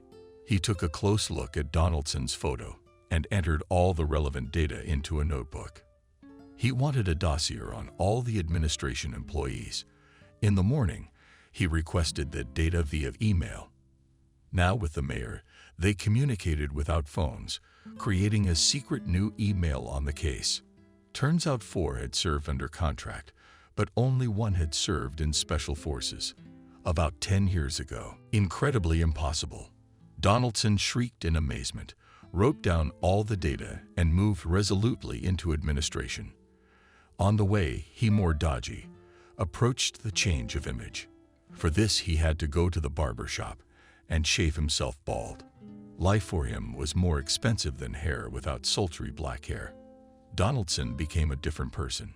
He sat down on a bench outside the very building where Barnes had disappeared and began to wait. The right man walked to a car in the yard, got in it, and drove away. Liam, on the other hand, had taken care of the cab in advance. He ducked into the car, slipped a triple payment to the driver, and told him to follow cautiously. The driver ahead of him noticed the pursuer and waved slyly into the courtyard. And then he vanished. It was a failure. Now the perpetrator was in hiding, and it would be very difficult to catch him. The failure didn't upset him. Donaldson pulled a shoe out of the clay that he had completely forgotten about and headed for the brickyard. There he showed Miranda's photo at the gatehouse and learned that the girl had met with some man. But the records were no longer intact. They were deleted every month. The trail was interrupted again. Only a verbal profile of the secret interlocutor could help to find traces of the missing girl. The chances were getting slimmer and slimmer. It was like the kidnappers were playing a joke, playing with anyone who could help them find Miranda. Meanwhile, the administration was preparing a coup d'etat that could have happened much sooner if it hadn't been for Miranda taking Kelly's place. A malleable and savvy female accountant came in. But the Barnes position was not being given to anyone. Noah, the head of the finance department, handled the absence of an employee to spread out the duties to other employees. During this sorrowful, difficult time, the unbelievable happened when Donaldson was so close to almost figuring out who had kidnapped Miranda and why. The doorbell rang for the Pletnev Jr. family. Charles opened the door and froze in amazement. On the doorstep stood his sister Miranda, in person. "Charles, hello." Quietly, tearfully, she said. "What's at the front door? Let me go home." Mason where? Cured from the tetanus that seized him from joy, Charles pounced on his sister, crying loudly and laughing at the same time. "Mason, Mason, your Monty's back." Monty. The son flew in and climbed into Miranda's arms, clung to her with his little hands. "Mommy, don't go away. I'll be good anymore. My darling son, my favorite." The mother cried and kissed her son. Almost till morning, Miranda sat in the circle of her family. In her arms fell asleep Mason, Charles, inquiring details of her sister's disappearance, but she gave a bizarre version. She claimed she'd gone to visit her mother's grave. She'd gone in secret so Mason and Charles wouldn't get involved. She wanted to come back, couldn't make a quick call, lost her phone. And then she got sick and was in the hospital. She was afraid to scare her family. The doctors said the disease was incurable. "I'm sorry, Miranda, but you're lying." "Charles, don't say that. It's a miracle I came back. I thought I'd never see you again. And look at this." The girl took out the photos. She was in the village cemetery at her mother's grave. There were 2 more photos outside the house. The brother shook his head. "It's not so dark in here." "Is that the picture you sent us? And a lot of money too." Miranda spun the photo around in the white room and quietly said, "This is me at the hospital, helping them with the bookkeeping." "And the money, Miranda?" "Charles, give me a break. I only sent the photos through people I know. I don't know anything about the money. Jacob could have helped you. He felt guilty that you were alone." "Sister, I never thought you'd lie to me. We've been through it all. We kept no secrets. We told you everything. Charles, we've had our share of things, and you ran away from home without telling me. That's different. I thought it was my fault you left college. And for what? Because you worked your ass off just to get your family something to eat. Charles, my dear, let's not quarrel. I'm very tired. I love you very much. It's all right. Everything will be like it was before. We'll be together." The brother silently hugged his sister, shook his head, and said angrily, "And James didn't show up today. Isn't that strange? He always sleeps over. The day you got back, he disappeared. Don't make that up. He must be busy. We'll talk to him tomorrow. Good night." "Good night." Miranda laid Mason down beside her and let her feelings come out. She sobbed long and uncontrollably, even though she was outside the stone wall, but it made no difference. The mousetrap had slammed shut. Hopelessness recalled her whole life. There was no sleep, and both body and soul were exhausted from forgetting. Barnes closed her eyes and stopped meeting a week before her release. That day, Lisa entered the room to join her. The meeting did not go away, kindly or mentally. The guard silently cuffed her hands together and sat Barnes on the floor in a contemptuous grimace. The former classmate walked over and forcefully slapped Miranda across the face, then sat back in her chair. "But you're just the heroine of the wrong novel." "Ha ha, Lisa," the captive said with horror. "You can't be here like me where I want to talk. Look how well my daddy didn't put you up. I wouldn't even give you a bowl of porridge. You're a miserable, hungry beggar all the time. You steal to eat, and you're still miserable. Why are you so mean? What have I personally done to you?" Wrong answer. Lisa stood up and punched Miranda again. "You want to hear a funny story? Whose own father despises his daughter. And for what? But simply the child wants to live, have fun, play, live, and not sweat. My daddy, whoever he may be, I've heard of him. You don't need to know that. But he was expecting a son. And when I was born, he beat up my mother for giving birth to a daughter. And you know what? My mother died, and they brought me a stepmother. An evil, Greedy bitch. She couldn't stand me. I was babysat by Kelly. Kelly from Stupino. Miranda was stunned. That was her friend from accounting. Yeah, she was the one who raised me. She was friends with you on my orders. She got paid handsomely. Lisa was enjoying Miranda's reaction. It was like she enjoyed making other people miserable. My father kept up with me. He ran his own company. He's got the biggest corporation in town now, and everybody's under him with his permission. My daddy kept me on the straight and narrow. He put me through college at William, except I didn't turn out to be a financial genius. My dad watched our class, and he knew all about you and your extraordinary credentials. It pissed me off because my dad kept telling me to learn from you. I should take an example, because you're so smart. Orphan of Kazan. Brothers, you're holding your mom back. You know, my father still admires you, and I'm not bad either. I discovered my talent. First time I ever came up with a plan to get you out of a game. My daddy argued about it, of course, but then he backed off and said I was the best at being sneaky. I'm like his consultant for getting rid of people he doesn't want. Haha, who'd have thought I'd have to get rid of you a second time? The first time with James worked. He's my ex-boyfriend. Loyal as a dog. Ah, sighed Miranda in wild horror. She realized she was the enemy of the family. Now to babysit her Mason. But you're a bitch. You didn't even spare the child. There is nothing sacred in your soul. It's black. I've always done everything for myself, and you're just jealous. You grew up a princess yourself, and it's not like that. People get in your way. You're a rare bastard, worse than the last bandit. Lisa cried out and kicked Miranda in anger. Shut up. We have your family all to ourselves. James sends pictures every day. Your Mason's daddy won't hesitate to cut you up. He won't. Tears are traitorously streaming down my cheeks. I've had James all to myself from the start. It's only because of his father. There's a business here that keeps one word, and his salon will burn to the ground. You don't even have to pay any money. I came up with the ad in the paper because I knew how you carry it every day with those jobs. But I started typing up the tempting offer before you even had to scare you. You slipped away so fast. You know what the coolest thing James paid you out of his own money? I told him my dad wasn't interested in his salon. He walked like a silk, and he still walks like a faithful dog. That's how he got his first job. Daddy was happy with it the first time, even though he was sticking up for you, and then he decided to set me up. He gave me the lay of the land on those who disobeyed him. I'm a genius at manipulation.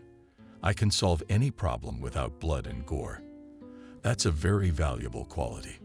Turns out my father is now feared by all the businessmen, but no one dares even mention him. About the fact that my father is the main mafia, controlling the whole city, no one must know at the top. Only the local gang is aware, but she teaches him it's a simple firm, legitimate, unremarkable. Haha, why are you being so silent and listening to me? I'm not here for confession. We can talk though. Lisa stood up and went to the window. She turned around and said, I'm the cunning one, but you're the clever one, the genius. You got in the way again without anyone else, and you threw the mayor in the water. I saw these papers.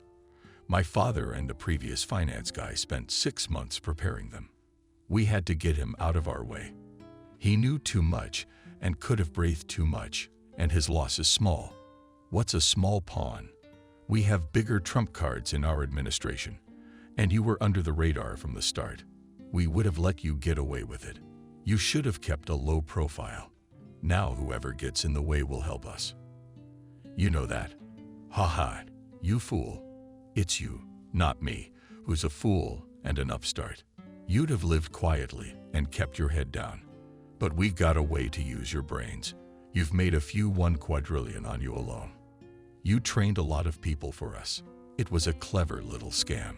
Dad said no one could ever steal money so brazenly with clean accounting. You're monsters, monsters who've taken over the city. You've got to clean up the world. You're the monster now. If you don't get it right, you'll lose everything. "No, we're not gonna hurt you." But Mason could disappear in a heartbeat, and he's gone. "Live quietly. I'm being sneaky here. And you'll do as we tell you. You'll do as we tell you." Miranda was silent. There was no way out. For the sake of her son, she would be ready for any trials, even if she had to go against the law. But she had already broken the law. She had enough dirt on her without her son to put her away for years. But these subhumans have gone further, manipulating people's feelings, exploiting their desperation, driving them into desperate situations. Lisa had indeed discovered a strange and valuable talent for her daddy. She was mentally traumatized at birth, an irreparable loss, turning her into a monster. And now to business. You are now at our complete disposal. We'll go to your village together for a photo shoot. Then you'll come home and tell the story that you visited your mother's grave, that you lost your memory or were robbed. Make something up. You'll go back to work like nothing happened.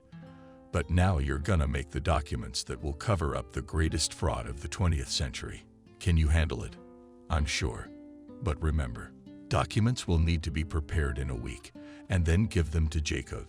You'll get your instructions from the online game. Register as Blood, Ella, and we'll find you. We'll put a big change in there. I feel so good. I haven't felt that good in a long time. I feel better. When I do something nasty, it makes me feel good. Pain. What pain and resentment in you, black soot all over you. Haha. Visionary, crazy. After this conversation, Miranda vainly remembered who Lisa's father was. She could not connect the surname Dodson with any businessman in the city. There were no such people in the administration either. And in fact, according to the story, the mayor's seat was intended for Lisa's father, a criminal. There was a sea of deputies and various chiefs. It was not yet known who would be appointed to the post or elected to the vote. Miranda was not familiar with the nuances of appointments. She had not heard of anyone with the last name Dodson, at least not in Jasoba's inner circle. But the last names could have been different for the daughter and the father. Miranda's back home. She could finally be near her son and brother. Nothing else matters. She will be able to make it so that she can deceive not only Lisa, but everyone behind her. But then why was the money handed over to her family? Miranda forgot to ask how much and where is that amount. Perhaps this is another way of manipulation. The money is stolen. Or maybe Lisa's father is not such a monster, stealing with the help of 1 trillion could have paid for the work. Miranda got up in the morning with a heavy head. Mason woke up and was hugging his mom. The girl decided to spend time with the kids today. Just had to tell everyone about her return. She called astonished, say Jacob, and invited him to the cafe near the house. To speak frankly, Barnes could not. She had to play the part brilliantly. Lisa convinced her that the corporation was bugging Miranda and watching her every move. The stakes were high. All forces were thrown into one last mad venture. Jacob entered the cafe with trepidation and saw the dear girl he had never expected to meet alive. His security team had long ago tracked the movements of those who would do him harm. Therefore, he was convinced that Miranda would not be left alive. Barnes' call did not fit in any way with the picture his loyal subordinates had outlined for him. Times were undoubtedly difficult. No one was completely trustworthy. Not even Miranda. Suddenly back from the dead. "Hello, Miranda. And who is this good citizen?" Turned to Mason and shook his hand like an adult. "Hello, Jacob," reverently said the girl softly. "And this is Mason. He is the 5th year. I couldn't resist." The young woman hugged the mayor and then sent for embarrassed from behind the sudden impulse. Miranda recounted exactly the memorized story of the trip to her mother's house. "Miranda, are you in danger? You realize I'm not going to believe that story. I left on my own. It was a stupid thing to do. I shouldn't have scared everyone. But the day I disappeared was my anniversary." They talked a little more about little things. The disappearance was never brought up again. Let security look into it. And Donaldson, who mailed a report on the investigation. The detective had to bypass Miranda's pursuers to get her on the right side. As she left, the mayor scribbled something on the napkin. but no signs showed in the verdict. Miranda folded the white napkin into her pocket, and they went for a walk. Charles waited for the call and met them in the park. This was to be the happiest and most serene day ever. Tomorrow, Miranda would return to work as if nothing had happened, get her paperwork in order, and really start preparing the diversion. Not for nothing. However, she was called saboteurs at the very beginning. The day passed quietly. The Barnes family was able to forget about the adversity and just enjoy the time together. In the evening, Miranda tucked the children in and pulled out a napkin. The letters mailed to contact, and a password appeared on it. Barnes didn't want to take any chances, so she hid it in the kitchen and went to bed. Donaldson visited Miranda at work in the morning. They had a truly extraordinary conversation. "Hello, my name is Liam. I'm glad you were released alive and well. You're a very lucky man. To have such a talent is very fortunate. You're sure to be appreciated and cherished. I went to visit my mother's grave. Why don't you bother with these faces? Look at this. It's been written out." To the girl's great amazement, the detective pulled out a piece of paper that the captive Miranda wrote. The desperate girl was dumbfounded silent. "So why did you write that? It's your information and your request for help. How did you find this? But no, it's a forgery. I didn't write that. It's someone's evil joke." Miranda wrote in small print in the diary, "I'm being listened to. I can't talk." "So you still deny writing that note?" Nonchalantly, he continued, "This is not my handwriting. Can you compare it? That's good. And what do you intend to do next?" "Work. What else do I have to do to support my family?" Donaldson didn't torture the girl with long interrogations. It was pointless. There was no trace of the cheerful, optimistic girl. In front of him sat a pale, intimidated and thin creature, flinching at any rustle. The detective was not afraid now. This strange incident with the trip to Krasnoyarsk had convinced him that the mafia in the city operated in a very sophisticated way. It was a new level of gangster naughties, some unknown method, manipulating also souls, but to the last, avoiding bloody strife. Perhaps it was rather odd behavior. It was like someone was a clean white man who had not taken a sin on his soul. Donaldson's been on a stakeout for a week. Someone's been walking around looking at them for a while. He'd probably be kidnapped and taken away again soon. But he had managed to pass on all the reports to Jacob, outfoxed the invisible enemies, underestimated their rival, and the security service had very subtly investigated and confirmed all the assumptions. It was worth disappearing if he could make it in time. By late afternoon, the mayor was reported that Donaldson had disappeared without a trace, leaving his phone and all his papers at home. Jacob smirked slyly and opened the secret mail. The ringleader of the entire enterprise, simply called Joe, was sitting in a huge red leather chair. He had quite listened to the tapes of all the conversations. The true master of the city was gathering reports at his luxurious country house, more like a huge estate. Several cottages and houses belonged to him. Daughter lived in a separate 2-story house and gathered crazy parties at a stroke spent money, invited stars to perform and loitered. Nearby stood cottages that Joe gave to his visiting friends.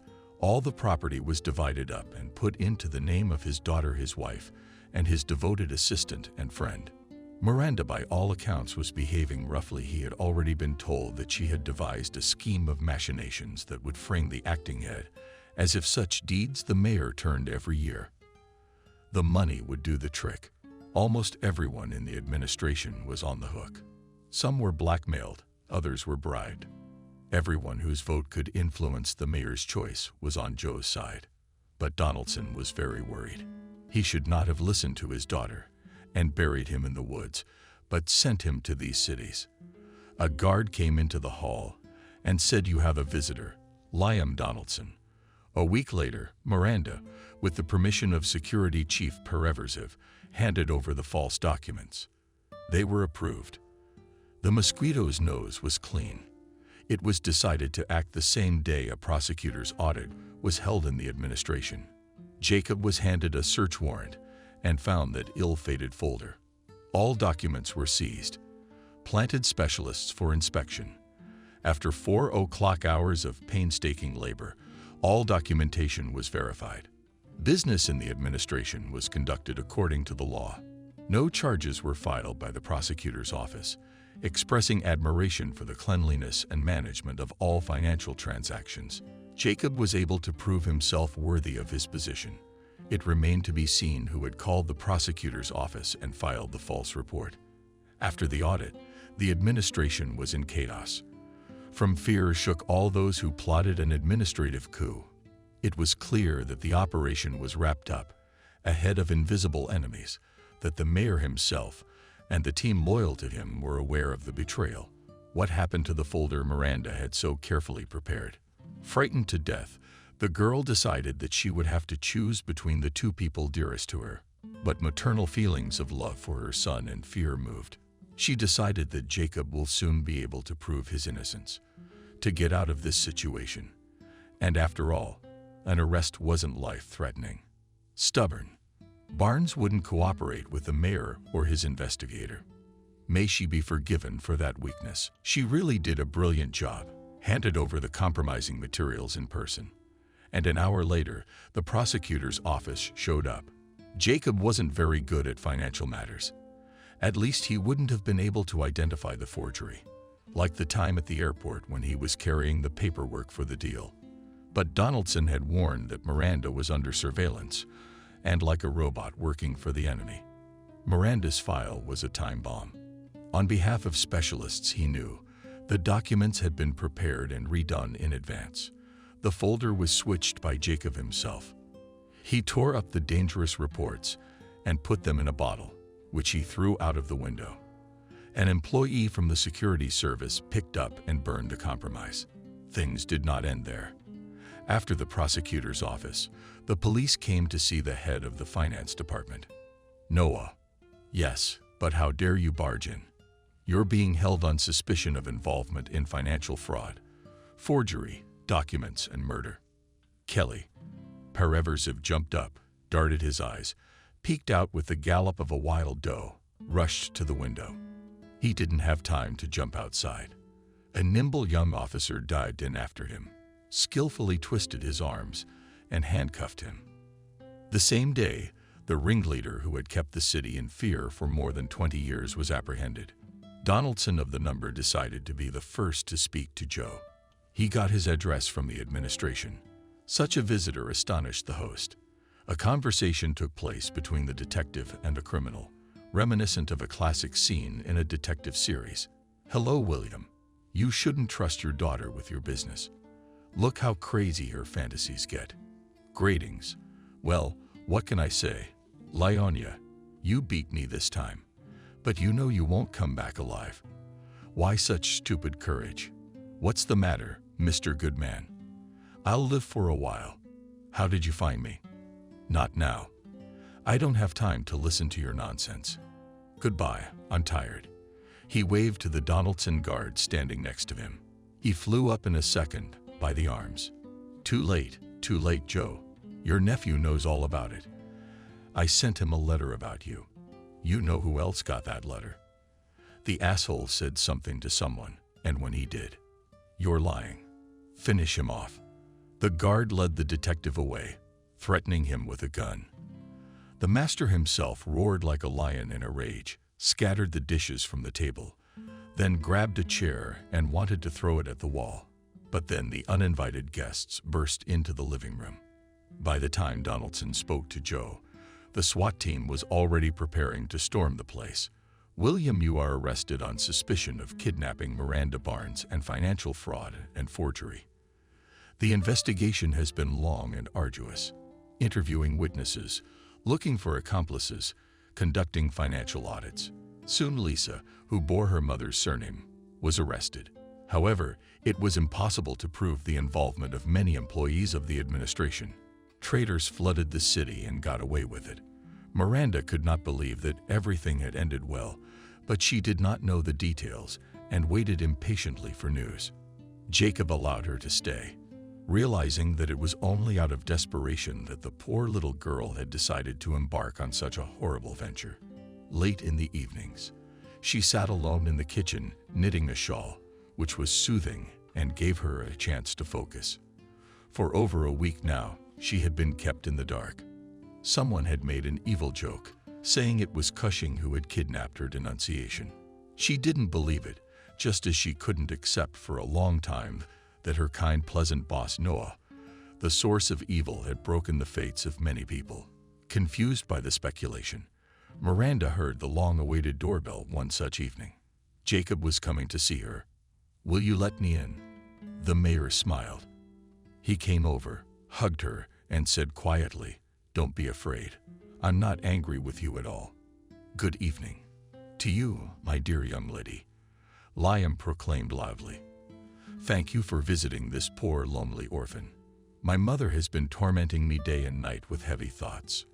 Miranda played along, jokingly saying, "Tanya is a detective."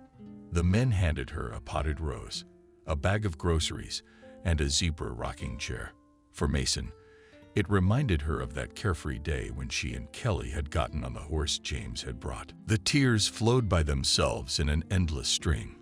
She escorted the visitors to the kitchen and closed herself in the bathroom to cry. When Barnes came to her senses, she returned to the guests. They were already in the kitchen. Taking the amazing restaurant food out of the bag, Charles came rustling in voices. "Oh, that's good." He woke up quickly and sat down at the table. "Oh, just to eat," Miranda and Liam said with glee, remembering Lisa's words. They laughed, although Barnes could not understand how the detective knew that. After the feast, they went into the living room, sending the shot glass to bed. The door was closed. About her adventures to the family, she told in general terms, not wanting to scare her brother, but all that she had been through. Donaldson took the floor. Seeing how tormented Miranda was and impatiently glared at him. "I won't keep you waiting, and I'll tell it like it is." But Lisa was clear. She was only trying to prove her worth, resentful from birth, growing up in luxury, but without love and along with her father's indifference. He bought himself from her with money. In her grew complexes, breeding, anger. In college, she simply envied the smart Miranda, the best student in the course, who was destitute but happy and loved by her mother and brother. That's what Lisa was missing. So James showed up at her behest, abused an innocent girl, scared her to death with his stalking. And the fact that Miranda would become a mom came as an unpleasant surprise. In the park, Lisa saw a happy Miranda with her son. She realized that fate favors the wretched and gives them a chance for prosperity. This capricious rich mare, who decided and this time to change everything in her favor and even help her father. "So who's her father?" "Unfortunately, it's my cousin," Jacob suddenly responded. "That's a separate story.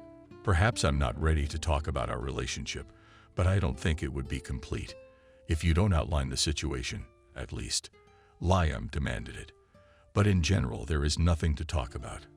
I grew up with a brother who was only 5 years older than me. My parents died in an accident many years ago." Cushing was silent, turned away, but moved into himself. He continued, "William's parents raised me as their son. I studied well, had high hopes, and was going to become a military man. And then Vanya and I had an argument. He wanted to prove that he was better than me, that he would be the mayor of the city. But it so happened that I managed to graduate from the institute and got a job in the administration. And after the mayor was removed from office, the majority voted for me. It was a matter of chance that I became mayor. I just happened to be on hand, worked well and honestly. I was torn in front of her. By putting me in the mayor's chair, a lot of people got promoted. I didn't forget or hurt anybody. William took a different path. He went into business for himself first. His business was successful, but that wasn't enough. Eventually, he bribed whoever he needed to get elected as a deputy. I helped him and got him a job in the administration. He became my first deputy, so he could claim the position if I was removed."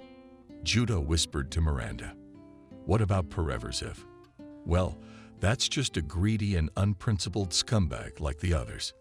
He was simply on retainer, receiving a monthly fee for some services.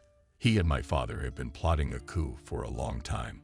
Only Miranda cleaned up the mess and put things in extraordinary order. That's not all. Zoshchenko softly told Donaldson with affection, looking at Barnes. And about your place in this case, want to know? Yes, of course, blushed the girl for the first time at looking at the detective, handsome and energetic man. You first spoiled all the plans and ruined the diversion by pointing out the mistakes there at the airport when you sat in the puddle. And then William figured out a way to turn the case in his favor. He locked you up in one of the houses he owned. You were tricked into going for a walk. The rest of the rooms were bricked up, creating darkness in the hallway. The site of the house was filled with clay and sand. They didn't even bother to paint the walls white. It looked like an old house, and the stone walls were his thing. He faked all his houses to keep them out of the public eye. Security helped me track down Pereverzev. He was meeting with Dnipro. It wasn't hard for the seniors to find the address. I wandered around his mansions for a long time, until I came across a bottle with a note. As the guards had not found it, I found it behind the house, far from the gate. And what was in the note? Jacob perked up. Well, Miranda wrote her details, and that she was being held by force in the house. It's incredible what you found. You're quite the detective. Tell me, what about Kelly? How was she involved in this case? Kelly was in the house to babysit Lisa, and then Cushing got her a job in administration. She was the most dangerous, and his most loyal spy. But her death was really an accident. Was it accidental? Miranda said quietly and put her hand in Donaldson's palm. Soon Miranda and Liam were married. Jacob, on the other hand, waited for his wife and daughter and was also happy. He never treated Miranda as a woman. For him, she remained a little unhappy girl. So similar to his daughter, Barnes took a position as head of the financial department and entered the institute. No charges were ever brought against Lisa. The girl has not learned any lesson from the situation. Barnes is the source of all her misfortunes. One day, Miranda came out of work and saw Lisa leading her son around the corner of the building. Subscribe and click the bell. Maria sat on this sand, admiring the enchanting skyline of the Baltic Sea, sitting just like that. Maria was dressed in short athletic, almost men's shorts, dirty yellow in color, and the most ordinary black t-shirt sat cross-legged, resting her elbows on her skinny knees. Cold sand stuck to the exposed areas of her skin, absorbent cotton, and the illuminating wind blew her disheveled hair straight into her face. Maria came to this place whenever she felt her strength was running low, always when she needed a reboot and mental calming. Today had been a difficult day. From early morning and practically until lunchtime, she ran through various interviews where she was turned around, immediately recognizing Maria's peculiar past, where she was poked and prodded by the fact that the girl had no experience at all. Poked as one pokes a small, worn kitten with its muzzle. As a rule, a kitten does not understand what it has done wrong, no matter how hard and with how much enthusiasm it is poked. That's how Maria didn't understand. How could she get experience if they don't take her anywhere without it? But no one gave her an answer to this unspoken question, and no one could give her an answer. And she had no older adult relatives who could support her, at least emotionally. That's why now she just sat there, trying to abstract herself from all the problems, deeply breathing in the fresh sea air, sitting and trying to take away the feeling of awkwardness and even fear that had haunted her all today. Maria was only 19 years old, and she had not yet managed to get any education other than schooling. Immediately after coming of age, Maria had to move, like all the others, her classmates, from the orphanage to the home where she had grown up and where she had been formed as a person. The good thing is that she had a place to move to. The state provided her with a tiny one-room apartment on the outskirts of her beloved and native Finland. The girl was sure that she was not fabulously lucky. I bring up many of her friends. I study together with her and have not yet had time to provide housing. Maria would like to go to some college to study, or even better, a university. But she had no illusions about studying on a budget, although she had a state benefit. In addition, the apartment was already precious, and for utilities had to pay for themselves and a lot. Even with subsidies and Mars, his maintenance was also expensive. No matter how it went, it turned out that first you need to look for a job that would allow you to provide for your existence, and then to study at a correspondence or evening. That was the story of Mars. Maria found him on the day of his birth and immediately realized it was fate. A poor, obviously abandoned cat met her not far from the grocery store. All shabby, thin and wary, leaning on every passerby, ready to run away at the slightest danger, but still hoping for human support, it was obvious. Despair, pain, and the mute question for what? It was quite clear that before the terrible tragedy, his life had been quite prosperous in the best of times. Now there was a huge scar on the poor thing's back that had not yet healed when that fluffy fur had been mauled by unpleasant sorcerers. And there was a look of fear in her eyes. Maria just couldn't pass by this unfortunate sufferer. With her last money, she paid for expensive veterinarian's appointments, and, unable to part with the cat, kept it. So the fate of the girl was determined. Now she had to look for a job as soon as possible. After all, it was necessary to provide not only herself, but also a living defenseless creature that she so unwisely, giving in to momentary pity, sheltered.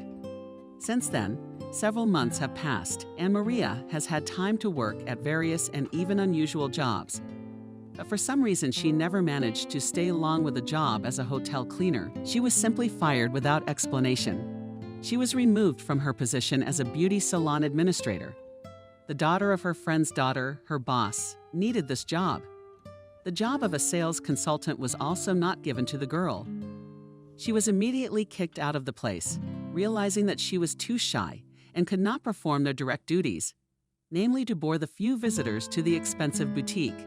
Maria also managed to work as a cashier at a gas station, but from there she had to lead by herself.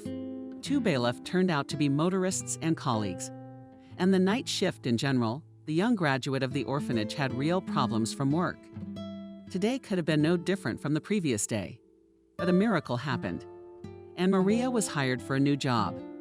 Sitting now on a deserted beach, she still remembered how nervous she was at today's interview, how stupidly her eyes ran, and how she didn't know where to put her clumsy hands. And it came out like this. Since the morning of the escape, half the town already desperate, Maria skillfully took to her last interview, not even hoping that luck would suddenly smile on her. She was going to try out for the position of a waitress in a small coastal cafe. The girl had no experience in this capacity, and barely seeing the menacing look of the elderly owner of the establishment, she wanted to leave without starting the interview.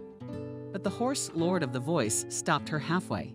"Would you care to open your pretty mouth and explain to me why I should hire you? Considering you've never held your nose in your life, what did you expect when you came here?"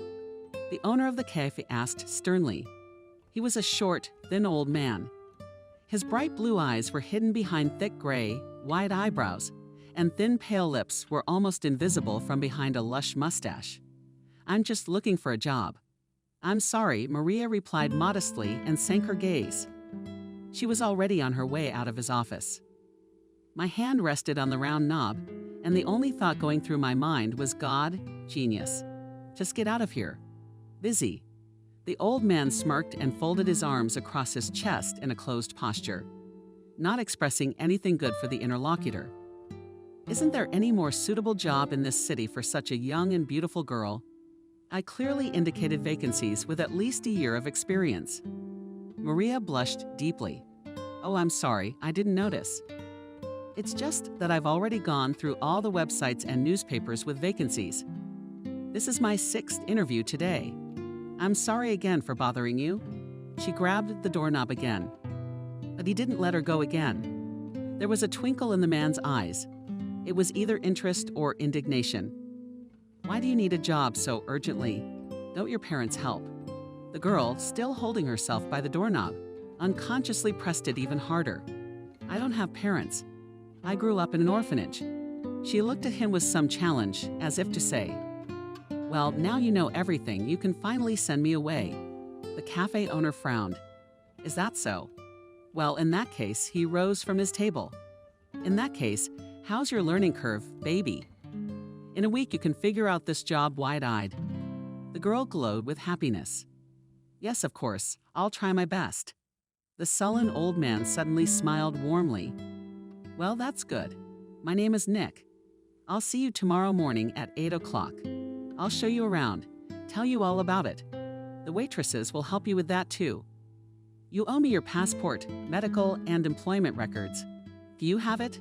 Yes, nodded a completely happy Maria. Of course I do. She gave the old man the most radiant smile she was capable of. And it was as if he had changed from the evil mutterer whose grandfather had no trace of him. Now a handsome gray-haired man with a smile and slightly tired eyes was sitting in front of her. Well, Maria, calling her by her first name, he tentatively accepted the resume. Nice to meet you. See you tomorrow, and don't be late. I don't like lazy people or boring people. Don't worry. I'm used to getting up very early, assured him the girl, and left the cafe with a happy drinking heart. And left alone with himself, Nick thoughtfully nodded to some of his thoughts or memories. Picked up the telephone receiver, Dopatopic risky apparatus, standing on his immaculately neat desk and dialing a number, said to his invisible interlocutor, "This is orphanage number 27. I'd like to speak to someone from the administration." "About what? About one of your graduates?" "Yeah, okay, I'll hold." Sure." And Maria, having spent about 40 minutes on the embankment, returned to his home, having passed in order to save money 4 kilometers on foot, and burst into the apartment with a triumphant exclamation. "Mars, Mommy is already home." Fluffy, well-fed cat lazily pulled up gracefully, came out of the only room. Black-gray neck glistened, and yellow eyes were still half closed.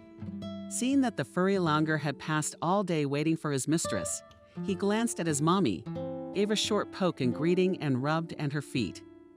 "Hello, hello," she rubbed the cat on the head. "After all, now you cannot say that you were once skinny and plush. Look at this, a man in full bloom." Laughing, she lifted the cat into her arms. The one didn't even think of resisting and parted like Kissel in the arms of his savior. Gratefully silent. "And I have a job," triumphantly told him Maria.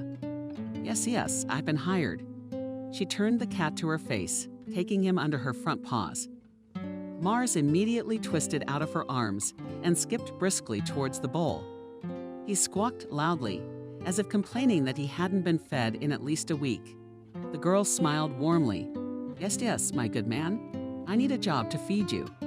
She followed the cat into the kitchen and opened the refrigerator, pulling out a bag of power food for her pet and a small red-green apple for herself.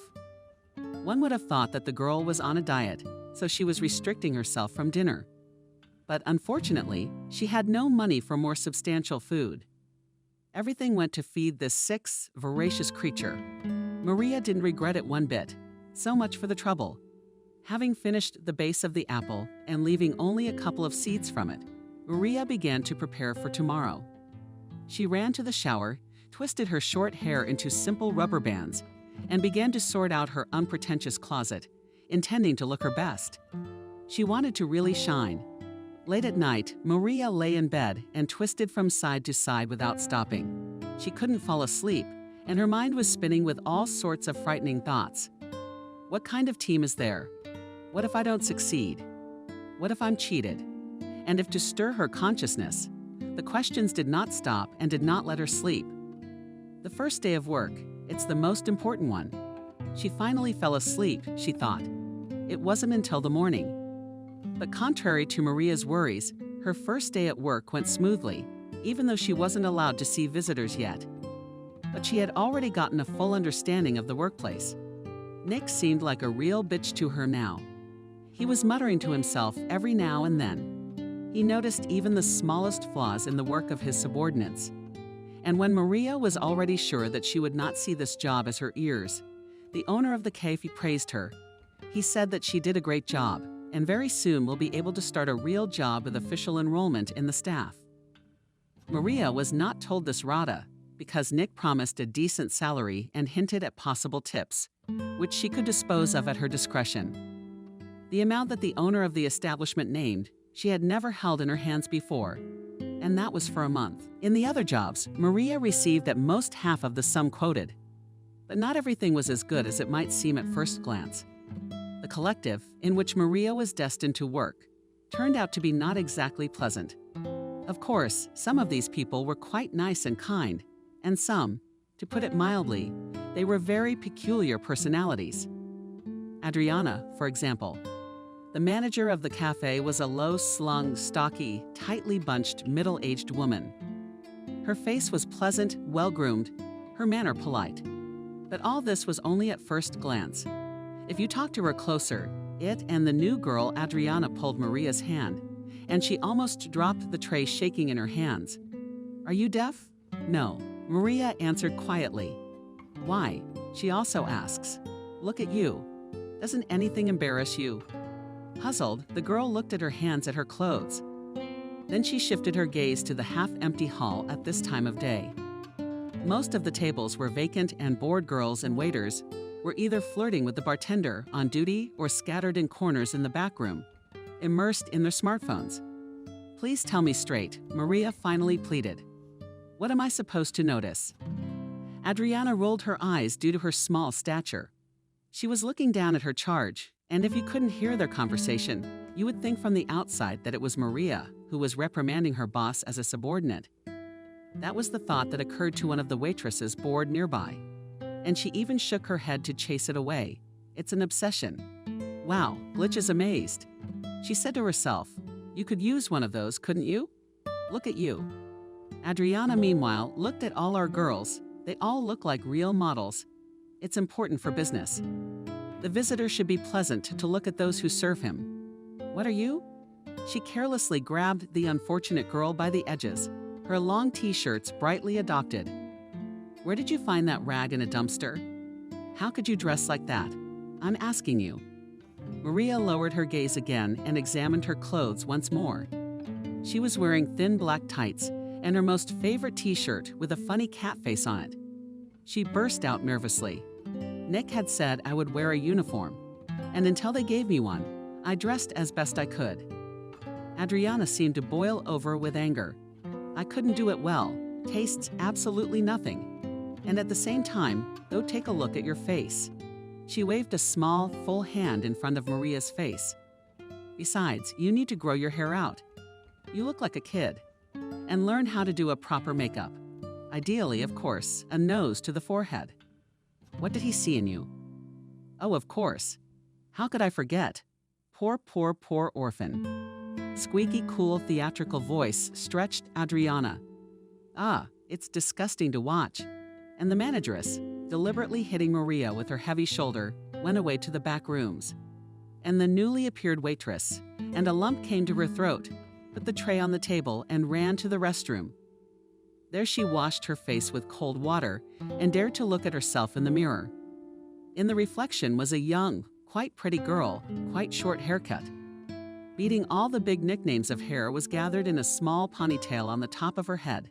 Since the hair was short, in the ponytail was able to gather only a small part of them, and the rest of the cheerfully fluttered and were free from the multicolored shrinking rubber band's large green shade. The eyes hid behind hollow and long, naturally dark lashes. The plump lips trembled, giving away Maria's last efforts to hold back from finally bursting into tears. She turned in profile, wiggling her nose. It was indeed slightly larger than average. It was a beautiful, large nose with a slightly noticeable gorilla. Maria's favorite kindergartners had always told her it was a real Greek nose. The guys, classmates, speculated in jest that she had maybe Georgians or Italians in her ancestry. But all these insinuations quickly stopped already in the 6th grade, when from a small, ridiculous girl, Maria began to gradually turn into a fragile teenage girl. Her unusual beauty silenced the evil tongues, and their owners to seek reciprocity in the first love. Generally speaking, in general, Maria has never been complex about her appearance. But today, after all the harsh words Adriana had said, she wasn't sure that she was really beautiful. Well, or at least just pretty. And that t-shirt god, what was she thinking? Maria shook her head and chased the horrible thoughts away, and resolutely walked out of the restroom into the narrow hallway. She immediately bumped into another waitress. Oh, Maria, I'm sorry. Thank God, it was the most ordinary, simple, and without any special pretensions girl. From the looks of it, she was a little older than Maria herself, and there was nothing in her appearance to catch the eye. Just an ordinary, rather nice girl. Nothing. And you, I'm sorry, let me remind you what your name is. Maria tried to smile across the morgue at the blush in your eyes, Emily. The girl smiled amiably. It's not a big deal. Don't take offense at Dasha. She is not like that. And most importantly, do not be afraid of her. She's just a little mean. She has a complex because of her height. I'm not an easy fake, you know. Yes, Maria nodded. Thank you. I understand. You should. Emily perked up. You know, maybe we could go for a walk after work, and I'll call Molly. She's a waitress too, and she's smart, remember. If you get the job, we'll work the same shift, the three of us. She tilted her head to the side and squinted her sly eyes. Sure, I'm all for it. Maria looked at her new friend gratefully. Listen, can you show me everything here and explain it to me properly? I don't know who to turn to. Nick seems to be in a bad mood. Emily laughed today, never in a bad mood. Of course he is. Come on. She took Maria under her arm and dragged her into the large kitchen. There Maria was introduced by the cook to the various technical staff and finally to one of the bartenders who had come here for a snack. After the shooting, each of the employees here was supposed to have a hot lunch. And if like this, Alec tried to be close friends with the kitchen, one could not worry about his food at all. Maria noted to herself that not everyone here was happy about the addition to the team, but there were no more like that horrible Adriana. Maria breathed a sigh of relief. It was better that she was not noticed at all than to be noticed and biased. Otherwise, apart from this incident, the day had been quite fruitful. At the end of the shift, 3 young girls were walking along one of the city embankments. They stopped at a small stall with ice cream and bought some for themselves. Maria, citing the fact that she does not like sweets at all, did not buy herself a dessert. In fact, she simply did not have money for it, and she was ashamed to admit that she was starving. They sat down together on a bench with a beautiful view of the water and began to talk animatedly. Well, tell me about yourself. Where are you from, and what are your hobbies? Why did you decide to work with us? Emily licked her ice cream with one eye, looking at her new colleague. Oh, I don't know what to tell you. I am the most ordinary. Maria answered reluctantly. Born and raised here. Why did you take the job? Wherever they took me, that's where I got a job. She smiled a little. I always wanted to be a marketer. Advertising, the service industry, has always been interesting. So I wanted to learn how the business worked from the inside. Molly, sitting on the very edge of the bench, lazily raised her voice. Then why didn't you go to school? Why didn't you go to school? Molly was older than the other girls. Tall, slender brunette. Dark eyes looking at the world distrustfully, and at her friends looking down on her. Maria squirmed involuntarily. She was embarrassed, turned away from her new friends. There is no possibility, she muttered. That's why I need money to work at once. But the opportunity is always philosophical, said one, taking out of the pocket of his coat a pack of cigarettes and a lighter. When smoking with Riva, eyes sighed. There would be a desire and brains, she grinned. With brains you can even enter on a budget get any kind of scholarship. Yes, but I have to pay the rent. And I have a gluttonous cat. In general, it's all hard with sadness in her voice, said Maria. Emily came back into the conversation. Almost partitions in the play with their ice cream. But still, what kind of a good soul is our chief? No offense, Maria, but you're not doing a very good job. I mean, work-wise. And Nick took pity on you for being so inept. He's so hard on the others, though. Emily giggled. But please don't take offense again. Molly commented strangely and looked at poor Maria with a sidelong glance. It gave her goosebumps. Why did he take you on so quickly? I remember when I was setting up on my own. It was hell. He's a real pedant in our neck of the woods, and he needs experience, skills. Yeah, he even chases the cleaners around like they should be scrubbing floors and prepping the ore. I wonder why he's so attracted to you. Not to enlighten us in confidence, She turned to Maria and perhaps accidentally or perhaps deliberately released a cigarette smoke right in her face. Non-smoker. Maria immediately coughed and waved her hand, chasing away the nastiness from the morgue. I don't know. She shrugged off the cough. Maybe she saw potential in me. Don't be ridiculous. Molly glared angrily at the girl. You live with your parents. Why do you pay the rent? Maria answered, trying to make her voice sound more confident. No, I live alone. I have no parents and no one. I'm on my own. Oh, Molly stretched out. That makes sense then. Poor orphans. Maria was taken aback. She had never been reproached so often in her life. Her lack of family, as she had been today, as if it was her fault, as if her orphanhood was somehow her advantage. So, she asked, almost defiantly, I'm worse than anyone else because of it. Did I react faster? No, of course not. What is this nonsense? You misunderstood Molly. She threw a judgmental look at her friend. Oh, calm down, both of you. Lazily muttered Dimka. I didn't mean anything wrong. It just explains such an unbelievable zeal for you, dearie. He's one of yours, too. What kind of ours are they? Maria asked. She was already seriously angry, and in such a state she was ready to fight to the last drop of blood, defending her good name. Of course, she immediately realized what Molly was getting at, but she wanted her to be embarrassed and explain her words. From the orphanage. Not the least bit embarrassed, Molly shrugged. That's why he took you in right away. You told him you were an orphan. I did? Maria marveled. Emily seemed surprised, too. How did you know that? From the camel. Smirked contentedly at the deal. I know a lot of things. You just have to pay attention. She tossed her cigarette butt into the trash can and pulled on a 6, rose to her feet. Well, come on, I've got to go. That day, Maria was very surprised to learn that her boss had grown up in an orphanage. It had always seemed to her that children without parents were unlikely to succeed in life. It seemed that those like herself were not capable of anything more than a simple average life. One day, one of the tutors said something to them, all that stuck in Maria's memory for years and years to come. He said, don't get hit and go to jail, and your life is already a success. Remember? It will be much harder for you not to give in to temptation than for everyone else.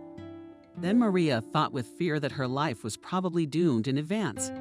She stopped dreaming, lost her youthful hope for a beautiful, bright future, and her only goal remained this very night to sleep. Maria didn't even hope for a more favorable life, not until she met Nick in person. He was quite successful. Although the girl did not know how exactly her boss lived, whether he had a family, children, what does he do besides his main activity? But she was sure, this is what success looks like. Yes, he was sometimes quite rude, cynical in statements incredibly demanding. I mean, he had his own cafe. He's an orphanage boy. He managed to become the owner of his own business, the boss of a rather large team. After this message, Maria had a deep respect for the chief. From now on, no nagging from him could not break this strong feeling of hers. He became her ideal model, a living proof of the fact that even an orphanage orphan can achieve something worthwhile in life thanks to him, because of the mere fact of his existence. Maria had a purpose in life again. I have a dream that someday I'll have my own place. Yes, I will. Maria thought to herself. I lie in the arms of my favorite cat before going to bed. Her days of labor were changing one after another. The girl, engrossed in her new and promising, as it seemed to her, work, almost did not notice how the days flew by, how the seasons changed. She greedily absorbed all the information about the restaurant business, with interest, watching how her boss works. Although Maria was the simplest waitress, she tried to delve into all the intricacies of this activity. She closely followed the work of the cooks, tried to discreetly observe the harmful manager of the institution, watched how masterly work bartenders. She wanted to understand how to manage her business competently, to understand and learn this skill. The girl's salary was more than decent. Now she had enough for both the cat and herself. Although she didn't spoil herself with anything like that. Sisma Tolsta is accustomed to be satisfied with little expensive clothes, did not buy for food. Did not spend a lot, even a new phone was not in a hurry to buy.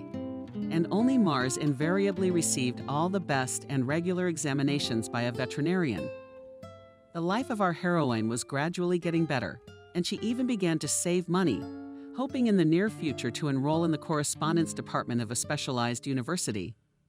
Someday dreamed of her, and she will be able to open her own establishment and a small cafe or even a restaurant. Although the girl was sometimes afraid of Nick, but she learned a lot from him. In fact, he was not as strict as he wanted to seem at first glance. Yes, with the staff he was tough, nagged, told off, noticed all the little insignificant missteps. But in rare moments, when Maria happened to be with him for some reason, then Nick Dober calmed down. He was happy to share his knowledge with the girl, seeing how she was drawn to it and eager to learn something new. He was happy to notice how she differed from the other waitresses and saw in Maria's big eyes a true, genuine interest in her work. While her coworkers were rushing home to finish their shifts, Maria was always ready to stay longer and help others if needed. She worked tirelessly, trying to improve everything around her. And after a few months, Nick himself began to consult with the young waitress in some matters. For example, it was Maria who advised the man to introduce a seasonal drink in the menu, which could be obtained for free. After the 5th visit to the cafe, the girl herself took the initiative to advertise the place on the internet. She created a page of the cafe in social networks. Not to mention that every day, passing by a small field, Maria brought a bunch of fresh flowers to work and beautifully decorated the central window. Noticing that the customers were attracted by the unusual interior, she persuaded the owner to buy some small things at the town flea market and arranged and hung them in the hall herself. Then they sewed new curtains. Then there was no end to the various innovations organized with Maria's light hand. At first, I just grumbled squeamishly, more for show. What else did that girl get into her head? And already spend a fortune on the restoration of this junk, which she calls, and vintage chairs. But gradually, there were many more visitors, and Nick was now often in a state of deep satisfaction. But who would have thought it would quietly and humbly turn out to be so creative? More than once and more than twice. The old man praised himself for such a valuable acquisition, smiling into his fluffy mustache and peering contentedly at the provoking waitress. Once in one of the most usual working days, there was another usual for Maria clash between her and the manager.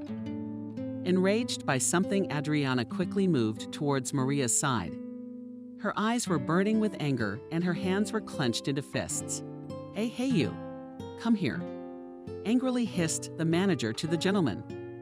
What did Maria think this time? She was already so used to the way Adriana behaved that not one of that pile of hurtful words that the manager functioned with didn't touch her in the slightest anymore. Oh, and it was obvious that she disliked Maria far more than the rest of them. Why didn't that question have a coherent answer?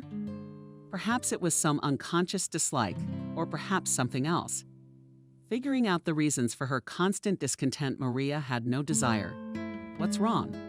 Maria lowered her voice, fearing that one of the visitors might overhear them. The customers are complaining about you.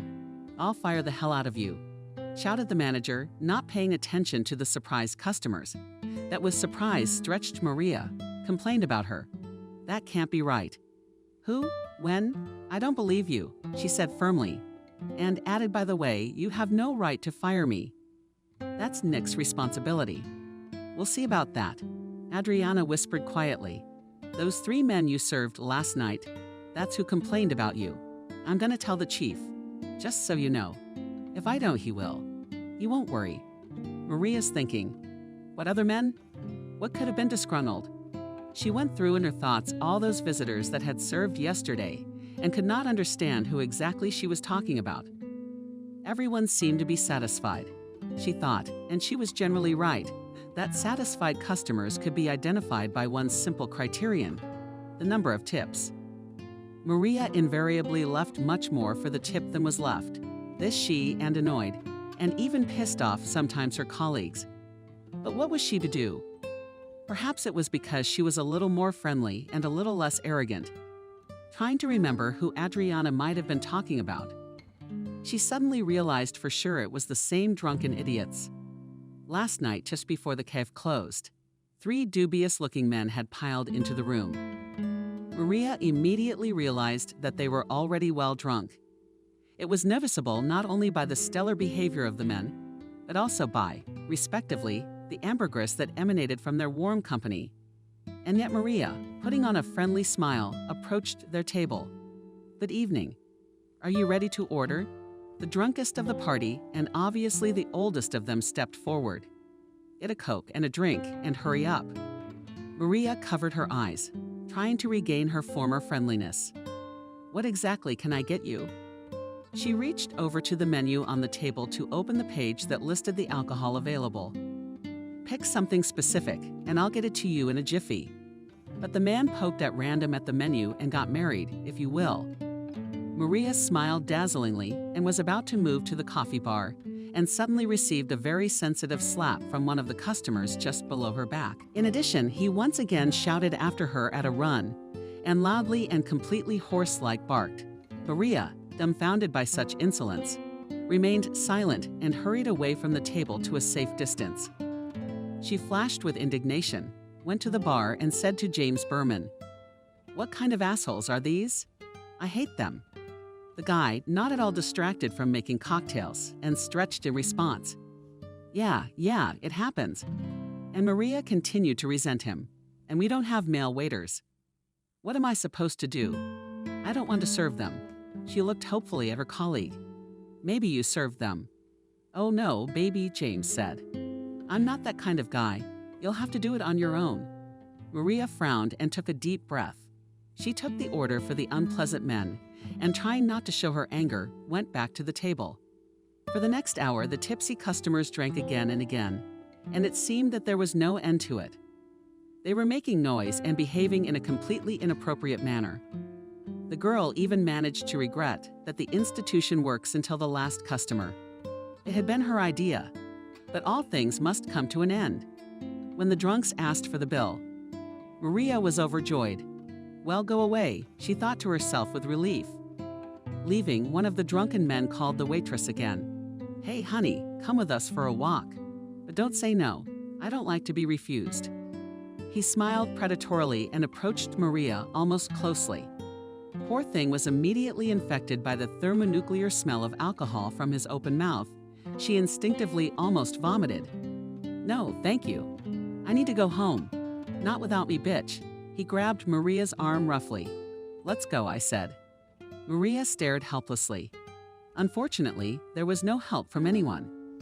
James was cleaning glasses with a serious face. All the other girls had long since gone home, screaming for help. Maybe a kitchen worker from the street would stand up for her. But he's not here right now either. And Maria, not knowing what to do, blurted out the first thing that came into her head. "Oh, yes, of course. All I have to do now is close the shift." She overpowered as best she could both the nastiness and the feeling of nausea, smiled at her abuser, and twisted out of his flexible clutches. Now, just a moment, freed, she took a couple wide steps back and quickly headed for the back room. The man shouted after her, "We're waiting for you outside." Disgusted, she laughed. He left the place with his buddies. Maria was finally able to breathe. She huddled in the furthest corner of the back room, leaving James to close up the place and do all the evening formalities. And only an hour later, having made sure with the help of the surveillance camera that the horizon was clear, left her hiding place and hurried home. "Hello. Over." Adriana waved her hand in front of the face of the negligent waitress. "What are you thinking about? Are you ashamed of yourself? I repeat, you are being complained about. You're closer to being fired than ever." Maria, waking up from her long thought, politely replied, "You're talking about those drunks. What didn't they like? They certainly left happy." "What are you talking about?" "This afternoon, they came back disappointed." "Adriana." The voice sounded viciously aggressive. The waitress asked in surprise today, "Who does that?" "This is the first time I've heard of such a thing, to come back with a complaint only the next day." Today, Adriana teased his charge in the nastiest voice possible. It was today that they came to file a complaint. They said our waitress cheated them. What do you say to that? Maria looked up and firmly looked the manager straight in the eye. For the first time in a while, she was ready to fight back against Adriana. Look, you're on to me now. I have served these people with dignity far better than they deserved. All my own. I performed my duties to the highest standard. But do you really think you have the right to demand that I go with them to the middle of nowhere? That's absurd. My only deception was that I came back from their persistent solicitation of a certain nature. You seriously think that's grounds for dismissal? Maria's eyes through real lightning. Adriana puffed angrily. Why did you agree then? Why did you promise? It's irresponsible. Shouted. She suddenly squeaked to the left, as if Maria herself had been deceived in the best expectations. I was just defending myself that way. He grabbed my arm. I didn't know what else to say or who to turn to for help. Maria thought to herself, where were you at that time? Adriana was embarrassed and looked away. And then a man came from behind. He silently approached the arguing female employees. And it happened that only Maria noticed his presence. Adriana continued to fiercely shove her subordinate. One must work in such a way as to give oneself completely to one's work. Where have you been? I don't concern you anymore. I come and go as I please. I see. At these words, the supervisor standing behind her curved his lip and frowned unhappily. And Maria smiled contentedly at his reaction. But the furious manager simply didn't notice it. She continued, and here I would go for a walk with them, if it is important for work, that it was difficult for you to spend the evening in the company of men. And now I have to deal with disgruntled customers. I will fire you today. Adriana, your reaction to Maria's perfectly appropriate behavior, I am unpleasantly surprised. The chief's menacing voice behind her back had the effect of a bomb going off. Adriana did not expect such a turn. She almost jumped and turned around sharply. Nick was speaking slowly to her. It is important for our work that the manager of the cafe is always at his workplace. Besides, Maslov has no drunken visitors, and even in such a shameful way. What you propose to perform, Maria, is not exactly our profile, and they shouldn't have been allowed in the establishment at all. You were the one who should have been selecting the guards a week ago. Isn't that what we agreed to at the last meeting? But I can see Maria did just fine without you. I'm thinking more and more often. The chief paused deliberately. Adriana pulled her head into her shoulders and stood as if at bat, waiting for him to continue. More and more often I think that she would have been much better. And the manager finished the chief and looked meaningfully into her eyes. The astonished Adriana opened her mouth and darted her eyes in surprise.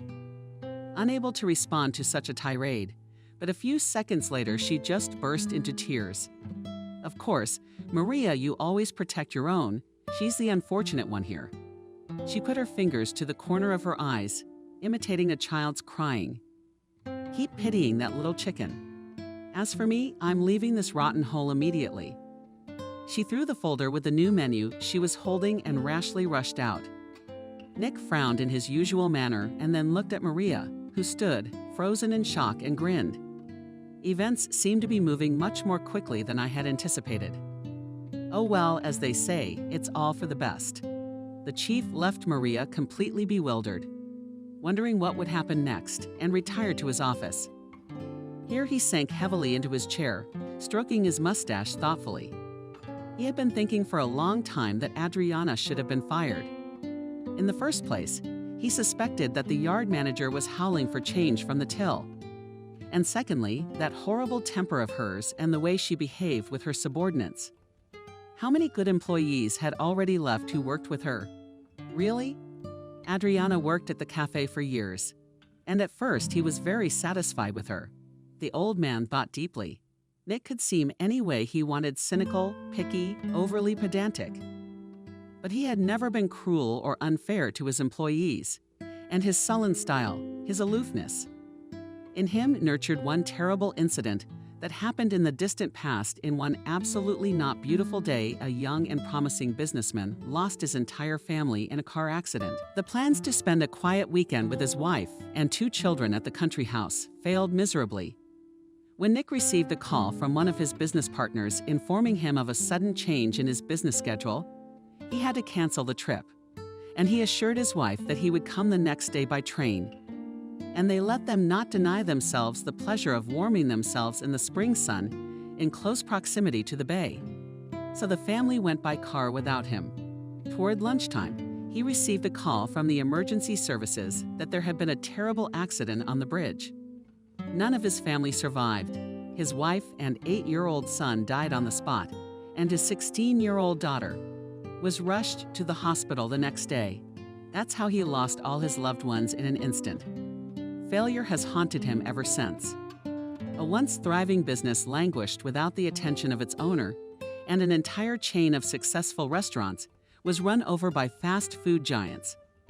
And now, at the end of his life, he was just a miserable old man, still unmarried, childless, and disillusioned. All he has left is the small waterfront cafe he was the first to open, a 3-room apartment in the center of Finland, and a long-abandoned house on the shore of the Gulf of Finland. He had already given up hope that he could be happy again. But then, at the very end of last summer, this young shy girl came to him for a job. She reminded him so much of his dead daughter. Nick turned on his computer, opened the video surveillance screens, zoomed in on the central hall, and looked at her closely again. This girl is so fragile and so strong. She too has had her share of suffering in this life, just like him, who himself had lost his parents as a very young child.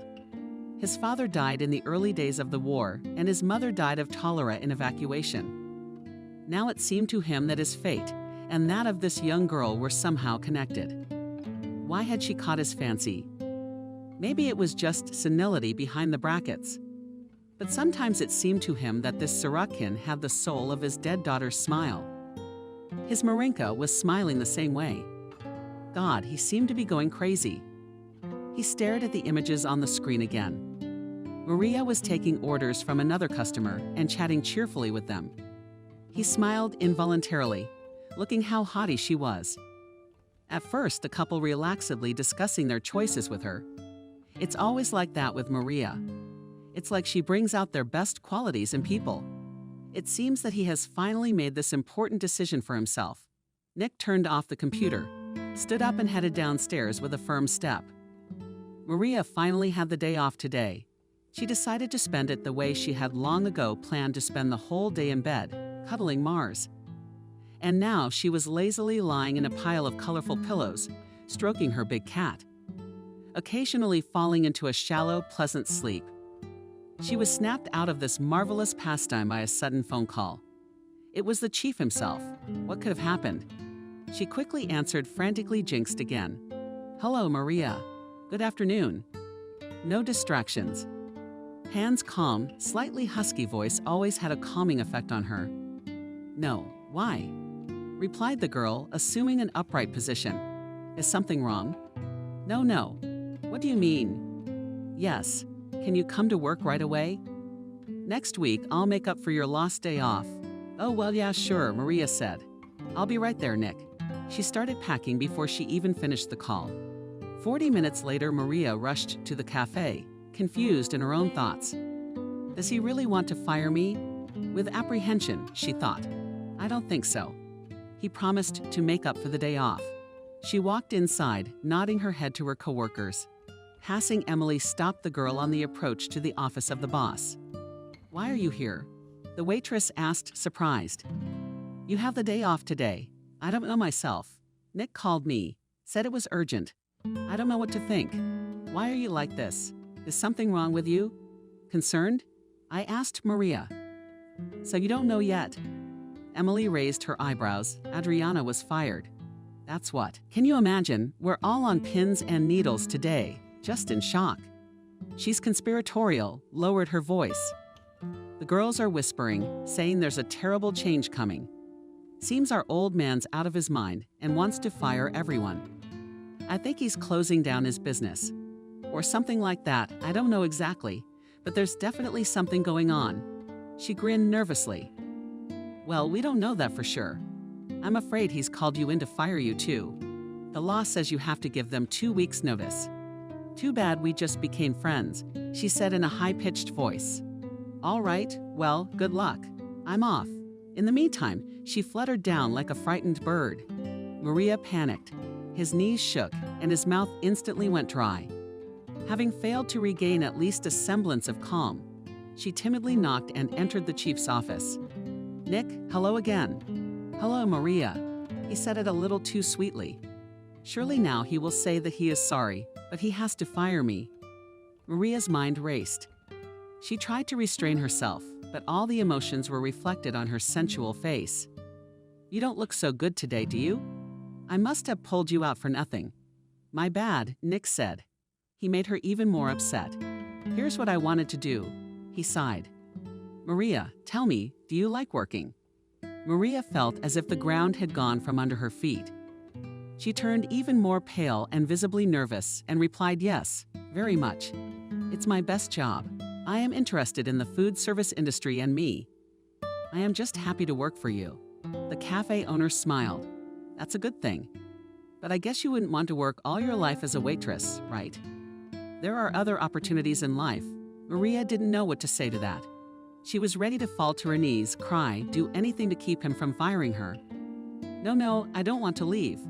Please, I'll work as long as I have to. Don't fire me." The girl blurted out in her heart and cried. The old man's thick gray eyebrows crept upward.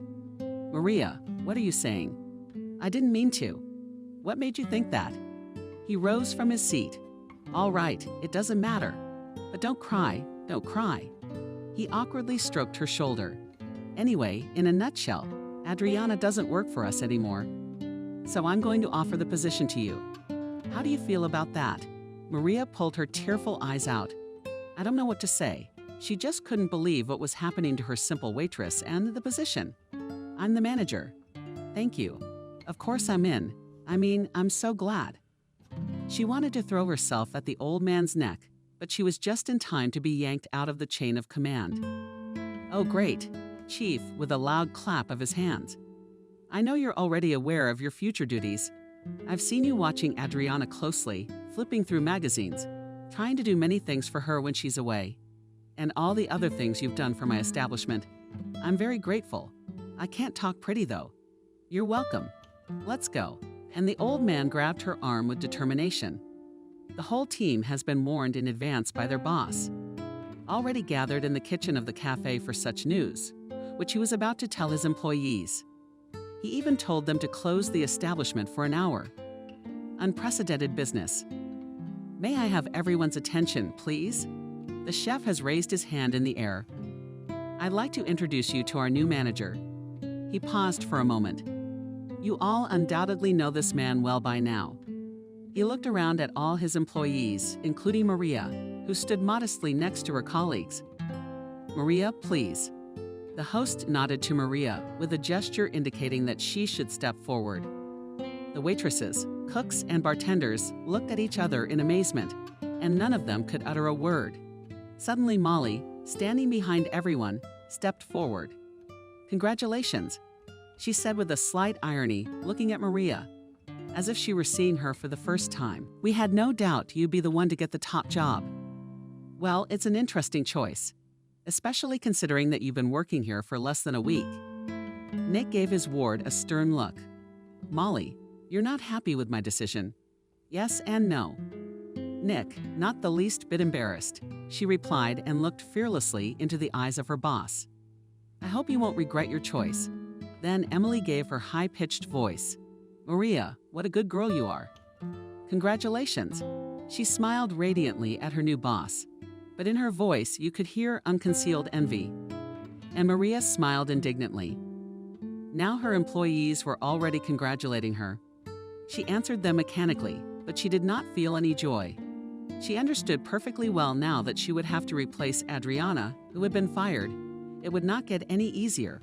"I think they all hate me now," she thought wistfully. And so the new position came out, adding Maria and new problems. Even those who used to be on good or neutral terms with her started treating her completely differently. She was definitely envied. There were murmurs behind her back. She was discussed behind her eyes. But no one said anything in the open. And what could they say? Maria had earned her position in a completely honest and correct way. And they had nothing to reproach her with. Now she had more work, but her salary became even higher, and she could afford something she had never dreamed of before. She could, but did not allow money, continued to save, dreaming of the time when she could put them in real business. Thus, everything went its way. On one of the most ordinary working days, Maria was finishing preparations for a big banquet. One of the local rich men had rented the whole cafe for the whole day, having decided to celebrate his girlfriend's birthday in a big way, so to speak. Maria prepared everything perfectly, as always. All the requirements of the customer were fulfilled, and now she was already sitting in her corner near the bar, watching from there how the planned banquet was going on. Well, rich people know how to party hard. She reasoned with mixed feelings and had just reached for her cup of coffee, which was slowly being pulled up and in the process, when one of the newly hired new waitresses ran up to her. "Maria Pipsqueak," blurted out a young girl named Lyda. "Is that your name there? Why do you have to say that all the time?" Maria wrinkled his nose. What else happened there? Lyda guiltily lowered her eyes. I accidentally doused a client with champagne. Please forgive me, I really did accidentally." Maria sighed heavily. "Well, okay, I understand, but please be more careful from now on." Lyda smiled gratefully. "Thank you, Maria. I'll do my best." Maria counted to 3 and headed in the direction of the disgruntled customer. Figuring out who was who, the victim was quite easy. It turned out to be a young and very handsome man in a white shirt absolutely wet with champagne. His face was skewed by a disgruntled grimace, and his hair emphasized his dark and shiny eyes. Maria suddenly caught herself thinking that she liked him. She restrained herself. She found time and approached the young man. "Good evening. I'm Maria's manager. We have already met when you ordered a banquet from us. You wanted to see me?" The young man's stern look softened when he saw the manager, and Maria smiled broadly. "Why don't you watch your waiters? Look what that girl has done." He spread his arms wide, pointing to a large wet champagne stain. "Oh, if you'll excuse us. She's just had a nervous breakdown at work recently. The result?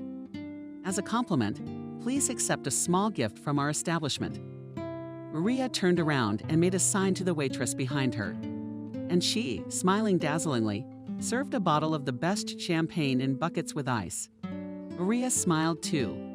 "We will replace the waiter, of course. The girl will be interviewed and punished accordingly. I guarantee it." The young man hummed in response. "All right, have it your way." He leaned back in his chair with his hands behind his head. "I'll have a new shirt delivered right away. In the meantime, let's go out in the yard for a smoke. There we'll discuss how to correct this oversight." He suddenly winked playfully at Maria. "I do not smoke, but I would love to breathe fresh air with you. A couple of minutes." Maria smiled politely, reminding herself mentally that the customer is always right, especially the one who rents all establishments for an expensive party. Barely the young people were in the fresh air. The guy lazily and defiantly reached out to spread his arms in different directions. Once he, as a zealous horse, led wide nostrils, greedily gaining air into his lungs, and took out of his pants pocket an expensive cigarette case. Maria shuffled modestly from foot to foot. It was slightly awkward for her to watch him, being so close. She was the first to start the conversation. You wanted to talk about something, didn't you? Can I get you something else instead of champagne?" The guy smoked a cigarette and exhaled a puff of smoke right in the girl's face from the clear smell she was getting angry, and he laughed. "Excuse me, Maria, but how about this option? I generously forgive you the ruined shirt, and you, in turn, go on a date with me." He waited, looked at the girl. Maria, on her cheek, became words of embarrassment. She lowered her eyes and kicked with the toe of her shoe. A tiny pebble lying nearby. "Wait, you rented our cafe to celebrate your girlfriend's birthday, right? Didn't you?" Your girlfriend's last words were deliberately emphasized. The guy laughed even harder and took a step in her direction. "So what?" He fixed a strand of her hair in a masterly manner. "By the way, I liked you right away. Of course I remembered you." Maria was visibly nervous. She tried to find the right words, but he beat her to it. So, lowering his deep velvet voice, he took her hand in his large warm palm. "You're going to be my girlfriend." Turning Maria's pink palm, he kissed her dusty one lightly on the side, while looking intently into Maria's eyes. And here are Maria melted like ice cream taken out of the freezer and forgotten in the kitchen. Even when ordering the banquet, she noted the attractive beauty of this guy, his brutal masculinity. Rough and risky, but very attractive features of his tanned face. Maria seemed to float on the wave of her feeling. In a flash, he pulled himself back and mentally scolded himself for such nasty thoughts. His girlfriend is the one she's waiting for. It's her birthday today, and I'm disgusted with myself. She took a step back and said confidently, "No, you can't do that. After all, you already have a girlfriend, don't you?" The guy raised his eyebrows in surprise. "So what?" "She will understand everything perfectly well for her. Don't worry." He held out his hand to Maria on Italy. "And I understand you already have a boyfriend. Or are you married at all?" "That's not an obstacle either, by the way." He stared into her eyes again, and then suddenly pulled her to him and gave her a long, demanding kiss on the lips. Maria felt the ground fall away from under her feet. The last time she had experienced such a pinching feeling was a long time ago. She had been about 16 then. She made an effort to pull away from her vis-a-vis. "Lori, you're wasting it." She stammered, unable to find what else to say to him. But after a short interval added almost with despair, "It's just all wrong." Lori hummed, pushing the corners of his lips down. Grinning, he looked at Maria with a new appraising gaze. "Look, have you ever even had a boyfriend?" Maria was embarrassed. Well, no, she was especially embarrassed for the rule of taking her hair behind her ear. "Why?" Lori's eyes rounded in amazement. He seemed to be in complete shock. "Are you serious? I mean, never ever." "In every sense." Maria, unable to contain her smile, giggled softly. "Yes, you got it right. Never. In every sense. Well, you give him a ruse." The young man whistled. "All right, I'll forgive you. I mean for the ruined shirt." He squeezed the cigarette butt between his index finger and thumb and deftly thumbed it forward into the darkness. "A jerk. Olenka's waiting for me." He smiled again, showing perfectly straight white teeth, and disappeared behind the doors. Left alone, Maria took a deep breath, gathering her courage to return to the banquet hall. When she stepped inside, she found Lori already cradling the birthday girl to his chest. Maria was pricked by some new feeling she had never experienced before. Was it jealousy? She began to berate herself again in her own thoughts. "Fool. What a fool you are." Suddenly, the ubiquitous Emily appeared from behind. "Who's handsome? And he's loaded. Too bad he's busy," dreamily said the waitress. Maria jumped on the spot from surprise. "Emily, why scare her like that?" Emily, ignoring the question, continued to admire Lori. "No, look at him. Not a man, but a dream." "Oh, do you know who he is?" "No, who is he?" Maria inquired. "He's the son of one of our deputies. He's terribly rich. He seems to be out of politics, but he has a lot of money." She rolled her eyes in delight. "Oh, come on, he's just some idiot," Maria suddenly blurted out. Intrigued by her friend's new look, she, without waiting for her to ask a logical question, told her what had just happened in the courtyard. And I whistled in annoyance. "You're so full of it. You've gone off the deep end, haven't you? I should have said yes." "No way." Maria said yes. She turned around and headed towards the kitchen. Emily from behind the family followed her, making her endless judgments. Since the day of that ill-fated banquet, several days passed, and Maria finally had a chance to take that extra day off, which the chief had offered her the day he pulled her off the couch by appointing her manager.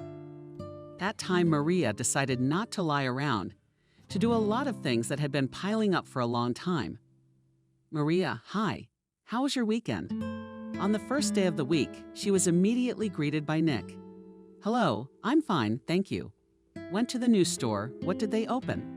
"I just bought my cat a new house." She's got a big smile on her face, spreading her arms wide. "It's huge, and it cost more than my apartment." The girl laughed resoundingly. Nick laughed back of those cats. "I have a kitty at home too. Butterscotch is so cool. It's horrible. And what is the name of your cat, Barsick?" Maria smiled. "I found him a few years ago at the store, all sick and beggarly." It hurts to remember. The desire to help a poor stray is very commendable. I'm glad my manager has such a bright soul.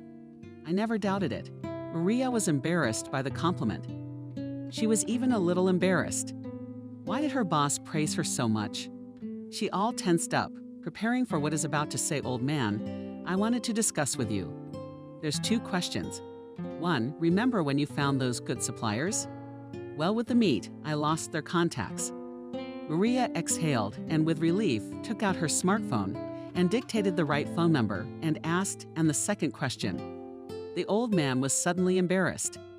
Maria first saw him like this. He walked around his office and sat down on the edge of the table, stroking his fluffy mustache.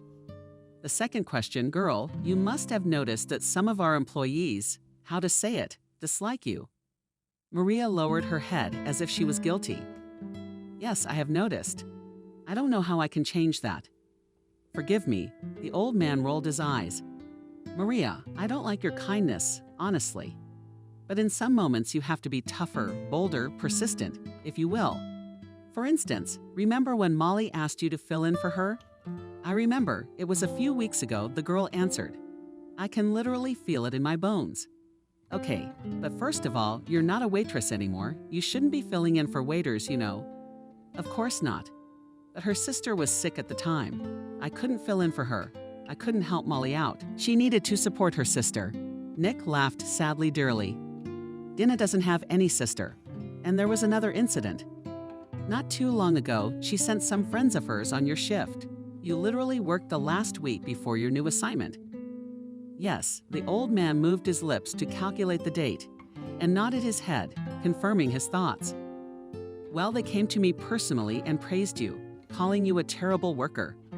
Well, I know you're not. And I've seen these guys in the company of these guys. More than once, Molly realized they were acquaintances of hers. You see where I'm going with this? Maria raised her head, trying to push away the tears, and quietly replied, I see. I am too trusting. Sullenly, she summarized. Yes, nodded the old man. But it's not bad at all, and you are not to blame just in our collective. And in general in life, you have to be a little tougher, even more cynical, you know? People, unfortunately, most of them are not as soft and fluffy as we would like them to be. Anyway, just be on your guard, sweetie. I will. Maria smiled gratefully at her boss. I got it. I'll do my best. Thank you for the advice. Well, I'll be off. I have a lot of work to do, of course. Go on. The old man sat down at his desk again, pulling out some papers from his drawers. Maria went out into the hall and almost crashed into the elite. A young waitress ran with all her legs. Maria, Maria, I'm just looking for the goalkeeper panting and the girl there asking for you. Go quickly. Who? Maria asked with a sigh, suspecting that again came disgruntled visitors, but she followed Lida's gaze and marveled next to the bar stood Laurie himself and smiled at her with a full mouth and held a lush bouquet of scarlet roses. Noticing the girl's gaze, he waved to her. Maria, how glad I am to see you. Theatrically, he said and bowed slightly, standing next to her. Lida jumped a little on the spot. Unable to hide her emotions, she quietly. Maria, how lucky are you? How do I envy you? I'm at work for everyone. Maria suddenly barked at her Maria and the impressionable Lida. Dumbfounded, she had never heard the always kind and helpful manager snapped at her like that before. Laurie from Bolivia laughed when he saw the scene, and then came closer and held out a bouquet to Maria. And this is for you. We can talk.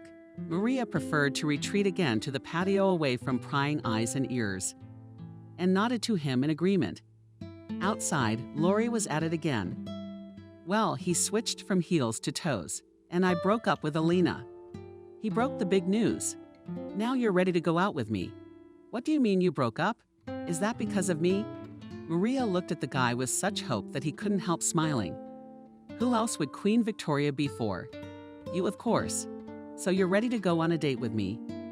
Maria repeated his words, running my mind over my prospects. Laurie is richly handsome, successful, and really likes her. Isn't that a real fairy tale? She feverishly pondered over the information she had received. He broke up with her because of me. It's just like in the novels. She smiled at her own thoughts, but another, more down-to-earth one immediately popped into her head. If he broke up with her so easily, with that glamorous beauty, won't he break up with me just as easily?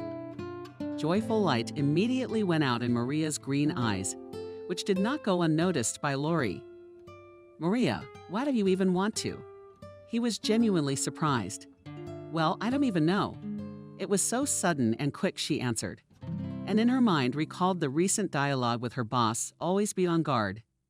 She remembered Nick's words that the guy laughed, showing off his dazzling teeth quickly. "How did you want it to be? When is it okay to ask you out on a date? After a year of dating? Oh, stop it already. It's just a meeting. A walk. Call it what you want. If you don't like it, just walk away." Here Maria, though doubting the rightness of her choice, gave up. Feelings and emotions outweighed. After all, this man was so beautiful and so attractive, and reason can wait. After all, she wouldn't have to live alone forever. She gave him a flirtatious smile and nodded. "All right then."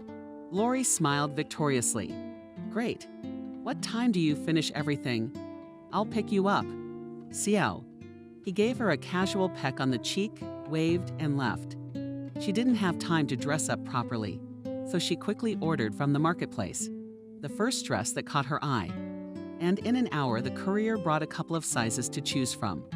Arriving by 7 o'clock, Lori whistled and raised one eyebrow when he saw her in the outfit.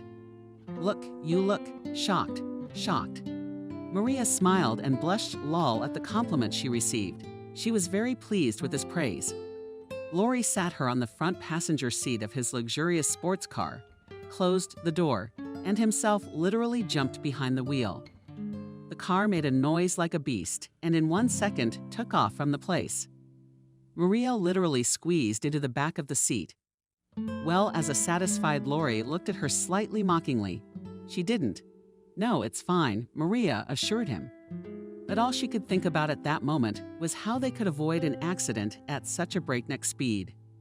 Lori hummed contentedly and gave the car a little more gas. How did they get to the restaurant? She remembered very vaguely. In the dense traffic his low car was maneuvering, so that the lights of street lamps and headlights of oncoming cars merged before her eyes into glittering ribbons. At one point, she even covered her eyes so that she couldn't see at all. But Lori didn't care, and now he was opening the car door for her. "Get out. What are you sitting there for?" Maria gave him her cold, thin hand and awkwardly stepped out of the car. Is she really across town by the bay? Oh, there's that expensive, famous restaurant. Oh, come on.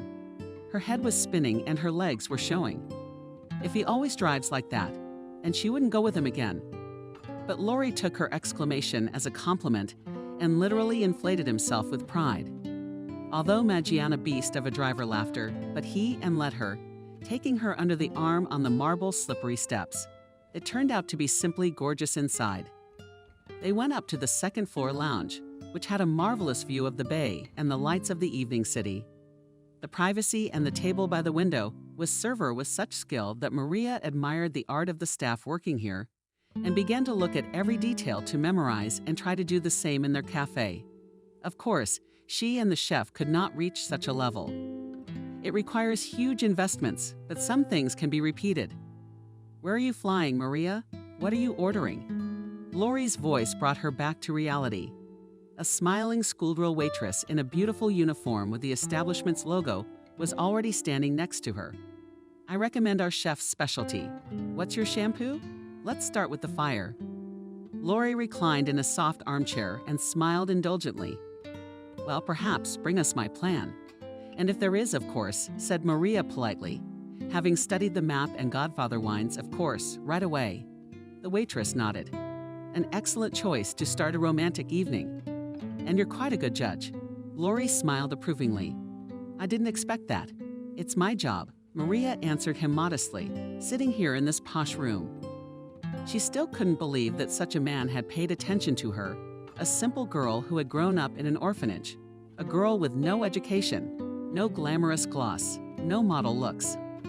She had always tended to underestimate herself from time to time, even slowly exhausted her self-lock ear. when Lori did not see to make sure that everything happening to her was not a wonderful and marvelous dream, that everything was real. And here she is, yesterday's orphanage graduate, a girl who's a nobody, sitting here in a fancy, expensive dress in front of the man of her dreams. How can you believe that? And Lori wiped his lips with a napkin. How was dinner? Did you enjoy it? Yes, Maria smiled very much. Thank you for this evening. I have to admit, honestly, this is my first real date. Oh, come on. Lori laughed quietly, shaking his head. And where did you come from? Maria? The girl only shrugged enigmatically. She wasn't going to tell him everything about herself at once. Lori gestured to the waitress to bring the bill. So what are our plans next? Are we going to my place or to a hotel?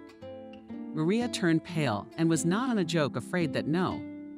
Lori grinned predatorily somehow. No, what's wrong again? Without looking at the bill, he brought the phone to the portable payment terminal and carelessly threw a couple of withdrawn bills on the table as a tip. Maria, how stupid is that? I've already broken up with my girlfriend, like you wanted. What more do you want? Maria got up from the table after him. I don't want anything. I won't sleep with a man until I'm married. It's my principle, if you will. And I won't cheat on him. She took a small black loaf in her hands and already headed for the exit from the restaurant. But Lori caught up with her in 2 jumps and pulled her sharply to him. What are you doing, silly? He kissed her neck and ran his hand down her smooth and open back. Don't be silly. Let's go. I'm not going to hurt you. Everything inside Maria turned upside down, too, from his closeness, his scent, and his hot breath. But she found the strength to pull the insolent man's hands away from her. No, Lori, I'm not going anywhere. I'm sorry to waste your time, she pondered, searching for the right words. Please understand, I just can't. Besides, I have a cat at home alone. She threw one last belittling glance at the young man and literally ran downstairs to duck through the saving door of the women's restroom. Here she took a breath, refreshed, and ordered a cab. Puzzled, Lori remained standing by the stairs. So she has the cat all to herself. He hummed and suddenly laughed loudly. Maria returned home, flooding and bitter tears. She was in pain. Heard that Lori had mistaken her for such an available doormat. She threw off her annoying stiff shoes and was in her bed in a flash, burying her face in her pillow. All morning she'd been tearing up all morning, choking on resentment, not giving her time to recover. She grabbed herself by the hair. What's wrong with me? She really didn't understand why Lori was acting this way at the master's cries muffled by the pillow. A concerned Mars came over, pulled in next to her, and snuggled his muzzle against her cheek and fell silent. You're the only one who loves me. Maria. Wiping away her tears, the girl said. She fell asleep in a luxurious dress in the arms of her favorite cat. The next day, intrigued and friends, time and again asked Maria how her date went. Natalia waved off their annoying queries. She had not the slightest desire to discuss Lori, especially since he never showed up again. And he hadn't even called back to see how she'd gotten home. It wasn't love. I summarized the results of the failed date. Maria, and forbade herself to even think about this rich bastard. In recent days, Maria spent more and more time with the chief. He paid a lot of attention to the training of his new manager. They also drank coffee together, tasting new dishes to decide whether to introduce them to the menu or not. Just chatting, discussing their favorites, strategizing about advertising and other working points. Today, Maria was coloring in Nick's colors about her next idea. Suddenly, there was an insistent knock on the office door, and without waiting for an answer, Emily unceremoniously stuck her pretty face in the open door. Maria stretched out the waitress, trying to observe business etiquette. It's like that in there. You won't believe it. She couldn't stand it. She habitually switched to the first name. What? What happened? The manager got up from her seat. What happened again? I'm worried. There's your boyfriend again. She giggled happily and said that yes, go and see for yourself. From impatience, she has already completely leaked into the office of the chief and pulled Maria. The girls and I are shocked. You do not even think to not be a fool and better agree. Considered all the way up the stairs as a waitress who understands nothing Maria. Jan, stop, please. She begged at last. What should I agree with? Oh, now you'll see for yourself. Delightedly giggled Emily and literally pushed her into the hall. Seeing what was happening there, Maria involuntarily shrieked quietly in the middle of the room. Laurie stood there in a light-colored suit without embarrassing the numerous customers. Next to him was a huge basket filled with an unimaginable variety of flowers. Behind, along one of the walls, was a small orchestra. Seeing Maria, Laurie waved his hand and the musicians played an enchanting melody, and he went up to her and got down on one knee. In his outstretched hand was a red velvet box. Maria, my dear, I thought about what you said. You are absolutely right that someone like you cannot be taken lightly, so I've made a decision. In one fell swoop, he opened the box and inside glittered a ring with an impressive stone. Will you marry me? Sneakily, he asked. Maria froze like an ancient statue, or an enchanted princess from a fairy tale, on whom an evil sorceress has cast her terrible spell. Almost all of the available staff had already piled around, and even some of the visitors from the kitchen were interestedly peeking in, the technicians and cooks. All of them were hungry for more than just bread and spectacle. The people froze, just like Maria herself, waiting for her answer. Maya, I don't know. I'll wait now, please. She suddenly blurted out and rashly rushed back up the stairs. Nick, in desperation, screamed Maria, burst into the familiar office. Nick, you're the only one. Can you help me now? What the hell happened? My God, my God. The owner was alarmed and got out from behind the desk. What is it? He put a trembling arm around the girl's shoulders and gazed into her face. What's the matter with you? He brought the ring. Maria said in a trembling voice. Who is this rich bastard? Yes, he proposed to me. Now he's still waiting there. Please, I beg you, tell me, what should I do? I have no one else. And Maria burst into tears, burying her face in the old man's shoulder. Come on, my little girl. I'm touched. The chief stroked her head with his rough palm and coaxed her. You did right to come for advice, didn't you? I've lived my life. I've seen a lot. I can see right through people like that Laurie of yours. He lifted her face by the chin. You shouldn't agree, he said firmly and frowned his bones and eyebrows. Otherwise, you might regret it bitterly later. Changed beyond recognition.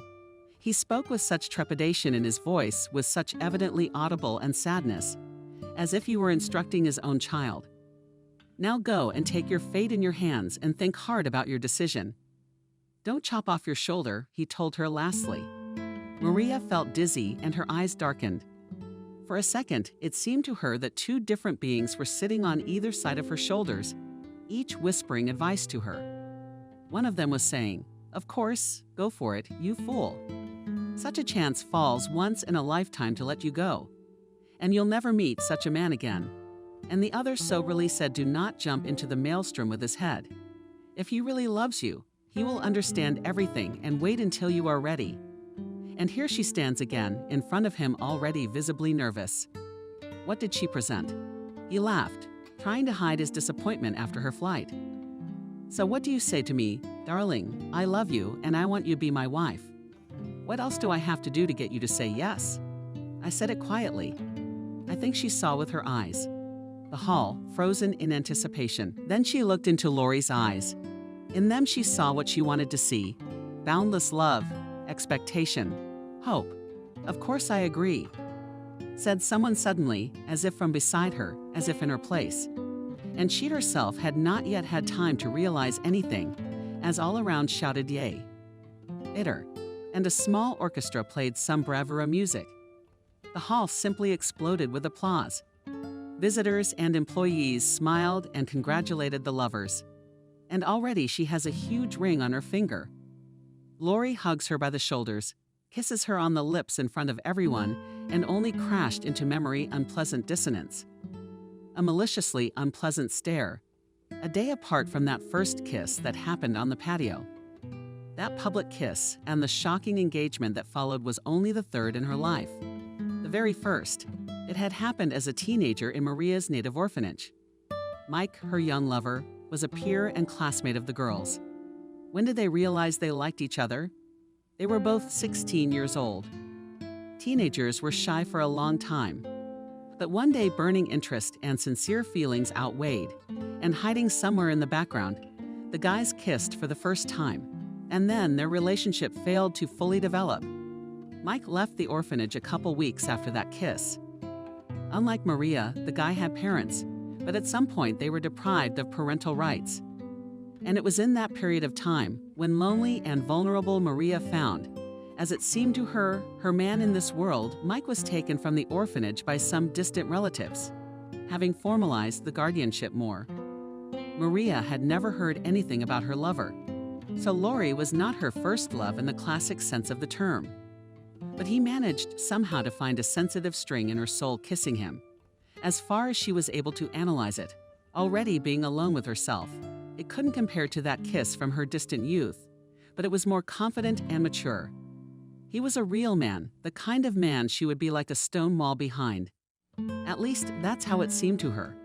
And then, in the cafe, after that unforgettable scene with the proposal and the ring, Lori suddenly pulled out some papers. "Look," he said proudly. "I knew you'd say yes. So I took the liberty and already prepared the documents for our marriage. All you have to do is to sign. The rest is up to me." He lowered his voice. "You see, I've used my connections, and we won't have to wait. We can get married tomorrow." "Well, what kind of wedding do you want?" Maria's hands shook. She scrutinized the groom so quickly. "What for? We hardly know each other. Why are you in such a hurry?" Lori frowned unhappily. "I'm in a hurry. You're doing it again. I love you and I want you to be my wife. Is that a bad thing?" He lowered his head, eliminating his gaze to the perfect, patent leather shoes. "Well, you know, if it's a rush for you, you might as well say no."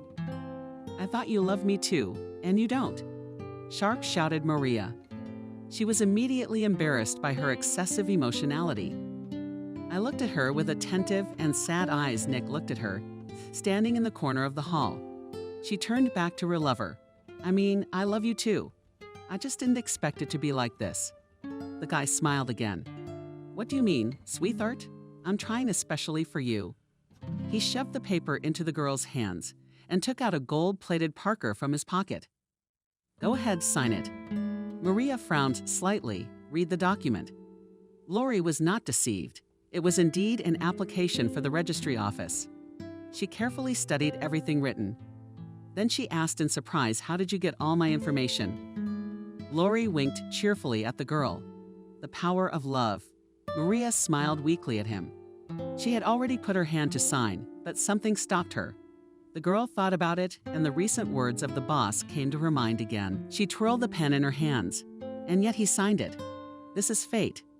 This is true love, she convinced herself, chasing away the tedium and thought. Lori seemed to melt. "I love you," he shouted out again, drawing the attention of those around him. "But I have to go now." He folded the signed sheet neatly into a folder. "I'm going to do the paperwork right now. And you know what I propose to celebrate our wedding right here. How does that sound?" He spread his arms out like he wanted to cover the whole small room. "What do you think?" Maria smiled gently. "Let's make the arrangements then. And from me, the payment and everything else." He hugged the girl one last time and disappeared through the doors of the cafe. Nick came to Maria immediately. He had a look of concern on his face. "Maria, what did you just sign?" "Anxious?" asked the old man. "It's an application to the registry office. Very soon we will get married." Trying to make her voice proud, the girl replied. Nick frowned even more, and his eyebrows, judging by the expression on his face, it would seem that something terrible had happened. He dragged Maria to his office and said to Maria sternly, "What if it's not for the registry office? What if he cheats you? Steal it? What if he uses your signature and takes over the loan?" Maria laughed. "Nick, what loan? You know Lori comes from the richest family in our town. And I'm begging you, what is there to steal from me?" "Well, think about it." The old man squinted. "You can steal from a man without even taking a single dollar from him. I hope you don't have to face that." Oh, with a gesture he signaled that their conversation was over. Maria thanked him politely and left with a slight shrug. And he wondered. Indeed, he knew the Lori family well. these people had never needed money in their lives. On the contrary, they were so rich that they could afford almost anything. But still, something was definitely amiss. But what was it? Soon Maria was drowning in the hustle and bustle of the wedding, forgetting everything.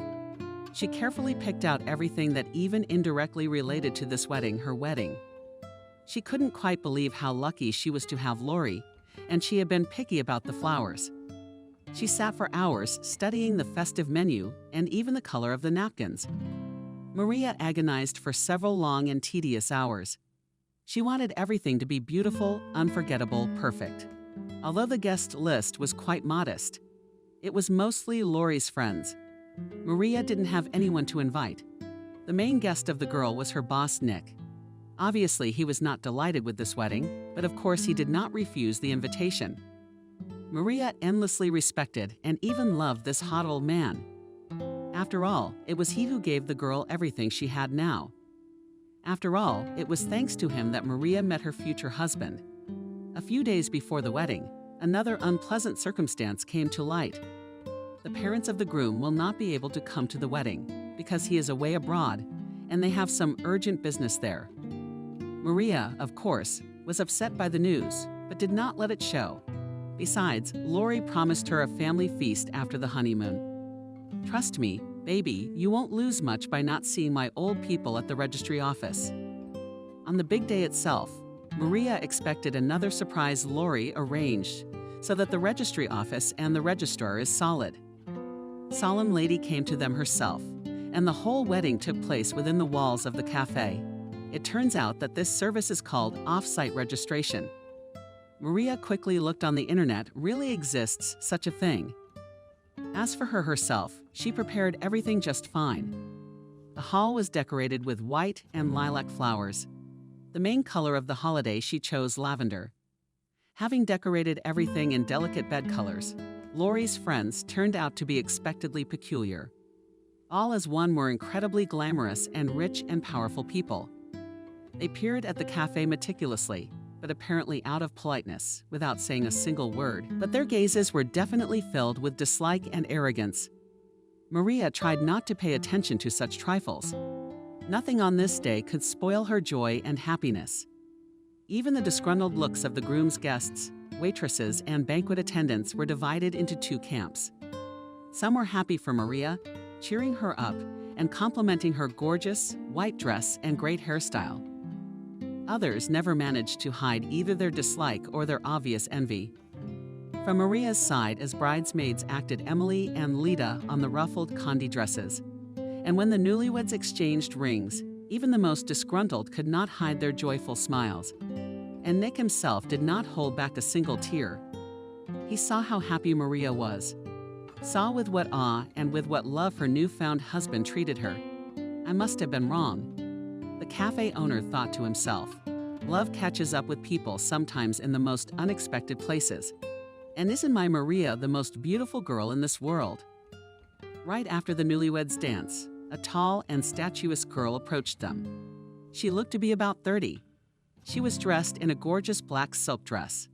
Her lustrous hair was beautifully scattered down her back. "Lori, can I talk to you for a moment?" "Why?"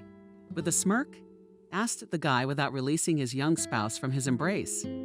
"Put it this way, I have nothing to hide from my wife."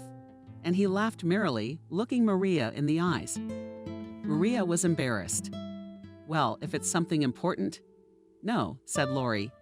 The girl who approached them pressed her lips together with a long and attentive look, looked into his eyes, and then said, "Okay, I will tell Lori. Please, think properly about your married life." She chose her words carefully, and Maria realized that there was nothing this pretty girl could say directly. You know, living people are not toys that can be used and thrown away for uselessness. She finished mysteriously, shook her head, and walked away. Maria was wary, but Lori laughed merrily. "She's just jealous, chasing after me. And you and I have to go to the hotel." He looked at her with a look that was bashful and modest. "What about the guests?" almost pitifully asked Maria. "What about the guests?" objected the man. "They are having fun without us. And they are waiting for us." He whispered something in her ear, and Maria giggled shamefully, lowering her eyes into the bright sun, and Maria wanted to jump up immediately. After all, the first thought that came to her mind was about work, and that she had overslept. But immediately she remembered yesterday's wedding, then last night. Without opening her eyes, she smiled sweetly stretched and found no one around. Alarmed, Maria climbed up on the bed, looking around. Lori was nowhere to be found. She looked the room, quietly called to her favorite, but there was no answer. Then she carefully got up, returned to the sheet, and went in search of her husband. For the room was simply huge, but in the living room and in the bathroom he was not there either. The young wife's heart was pricked by some unpleasant feeling, a hunch. But Maria quickly dismissed the silly suspicion, thinking that Lori might well have gone away, for example, for work. As it was, on the coffee table she noticed a small leaf, and on it was written her favorite. "Good morning to me. Urgent to leave. Important business. I'll meet you later at lunchtime at your cafe. Love kisses all your." She read the note and smiled at the memory, and blushed again. At the cafe, her appearance created quite a sensation. Everyone congratulated her again. The girls giggled and asked questions, and Molly was the only one who asked coldly, "Why isn't she in the Maldives yet?" Maria answered her with a contemptuous smile and promised herself to fire the bitch at the first opportunity. Then she checked her current affairs, drank coffee, and couldn't find anything else to do. Today, she was being replaced by Emily, whom she had been grooming for the position of her deputy for a long time. After all, life as a married woman involves all sorts of unexpected twists and turns. Maria smiled again at her thoughts. Yes, she was definitely ready for any twists and turns. And this joyful feeling gave her new hope. Toward lunchtime, Maria began to worry. Lori still hadn't written anything. She was too shy to write or call, in case she distracted him from important matters. Several hours passed, and when the sun began to sink, Maria began to panic. Lori still hadn't shown up. Maybe something had happened to him. Nervous, she tried to call her husband, but he didn't answer the incoming call. The young wife's hands were shaking with fear for her spouse, and in her thoughts various horrors began to loom. Then the front door of the cafe opened abruptly. Lori appeared in the doorway, surrounded by a group of his friends. Maria was happy. "Jesus, where have you been?" "You're all right." She rushed toward him, but stopped abruptly halfway. Standing next to him on his right hand was the very girl he had dated before Maria. It was her birthday that the company of rich men had celebrated at this cafe. It was at her birthday party that Maria had met Lori. She froze in place, trying to figure out what it all meant. The rarefied company didn't seem the least bit complex. Quickly seated at a vacant table, it looked like all of them, including Lori, were already tipsy. The former Lori asked Maria with a chuckle, "Well, young ear, would you like to offer your husband's guests a table?" and laughed loudly, tipping her head back. Lori laughed with her. Maria was shocked. Again, all eyes were on her. But now a burning sense of shame flooded the purple color, her face. But she overpowered herself and came closer. "Darling, what is the meaning of all this?" She tried to take his hand, but he yanked it away and smirked. "It means that you, Marusha, are an idiot." He said those cruel words as loudly as possible. The people around them fell silent for a moment, listening to the conversation between the newly married couple. "Which means I've got a bet on you," he shouted again. "Lori, stop it. What are you saying?" Maria replied in tears. "Let's get out of here. Let's talk in private." "No, let everyone know what a knave fool you are." And the guy volleyed in a glass of whiskey and went to the center of the hall. "Listen up, everybody," he yelled, smirking. "And I bet a tidy sum that I could put this one down. Didn't touch it in bed." In a drunken frenzy, he broadcast to the crowd. "Have you ever seen a nun like her? You'd be hard-pressed to find one. I lied to her about breaking up with my girlfriend, and she wouldn't let it go. I took her to puppies, expensive restaurants. I had to cheat anyway. I forged documents and everything so that the stupid orphan would think that I really married her. Of course, that wedding was a farce of a fake. There's no way I'm marrying someone like you. A practical joke. What did you imagine? He gave Maria a scornful look. I'm not going to get married at all. I just had to win that bet. That's all. And now you've served us like a restaurant's doormat. Because you are a doormat now. Imagination sucks. Come on, he insisted, coming almost right up to me. Come on, or have you forgotten how you did it last night? Smiled, looking unhappy straight in the eyes, and she was already shaking all over and tears appeared in the corners of her eyes. She opened her mouth to answer, as suddenly there was some kind of a clap, and all the visitors in a panic began to scatter. Where to? Leaving their belongings lying unattended. In the center of the hall was suddenly Nick himself, and he had a hunting okut in his hands. Lori's company, momentarily oblivious to the fun, poured out of the room in the front rows, abandoning their leader, subordinates hiding in corners. In a few minutes, only Lori and Maria remained in the center of the room. After the first shot in the air, he hissed, turning to Lori immediately and apologized to the girl. He pointed the barrel of the gun directly at him and apologized. And yes, you will marry her, firmly said the old man. Lori laughed loudly, throwing his head up, but there was fear in his eyes, although the guy did his best not to show it. Maria slowly approached the old man, reading in his ear, he's not worth it. The chief did not answer her anything, only impatiently drove his shoulder in fear of her hand, and did not lower the gun. Where are you? Are you out of your mind? Fuck you, you Erasmus. He spat under Nick's feet. I'm not marrying your chicken and fuck off. I'm all the way out of your nut house.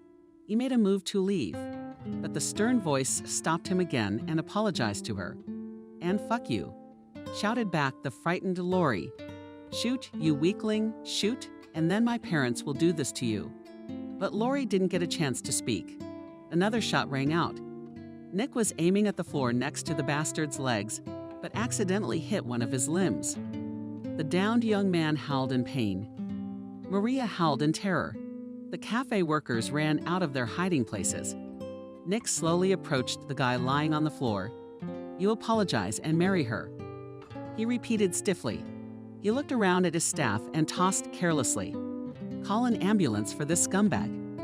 The old man spat at Lori and disappeared through the door of his office, leaving everyone completely bewildered. Maria rushed after him. Nick, Maria ran into the office, falling to her knees in front of the old man. Thank you. Thank you for standing up for me. But what happens now? What's gonna happen? You'll go to jail, won't you? In tears, she screamed. The old man lifted the girl up, sitting her down on a table nearby. Come on, don't cry, he said, stroking her head. Against this advice, Maria burst into tears with renewed vigor. She felt humiliated, destroyed, trampled into dust, wide patent shoes, scum, rich. Besides, she was also guilty. She had framed the only person who had treated her sympathetically, who had accepted her and given her a ticket to a normal life. Finally, Maria looked up at the old man with her eyes swollen with tears. Forgive me. Quietly, she stretched out. Forgive you. You need to get away immediately. You know he has very powerful parents. You must leave immediately, she said firmly. Calm down, it's not your fault, calmly replied the old man. And nothing terrible will happen to me, I assure you. He lifted himself up, leaving Maria sitting on the table, poured her a glass of water from the bolero he had in his office, and continued talking to Maria. I know his parents really well. These people are quite decent. Believe me, if they found out what happened, they would take your side. But if I do go to jail, well, that's my fate. I don't regret what I did, the old man concluded. They're in tears. Maria thought for a moment. She slowly drank the water and said firmly, I think I know what we should do. 3 weeks had passed since the horrifying incident, and still nothing was known about Loria. Thinking over everything that had happened, Maria caught herself an angry and even dangerous thought. She realized that she wished Lori were dead. Realizing this, she became seriously afraid for herself. To wish a man dead, how did I get to this point? She thought with horror, unable to banish these demonic thoughts from her head. Time passed, but so far no cure. Contrary to popular saying, But in this short time, once naive good Maria became a completely different person. What had happened had made her older and wiser. Sometimes it seemed to her that she was like a phoenix bird, burned to the ground, and rose again from the ashes. One day, she finally decided to act. Eve noticed that she would be late in the morning and went to the police station. The officer on duty greeted her blankly. He was sitting at a small desk with his head bent over some papers. "Please have a seat. I am a junior sergeant of the Internal Service, Michael. What's your question?" He raised his head, and Maria cried out in amazement. Mike, is it really you?" And the young sergeant, as it turned out, had forgotten how to breathe. With widened eyes, he stared in amazement at his visitor. "Maria, I can't believe my eyes. How beautiful you have become." Maria smiled weakly, involuntarily embarrassed, and averted her gaze before her sat her Mike.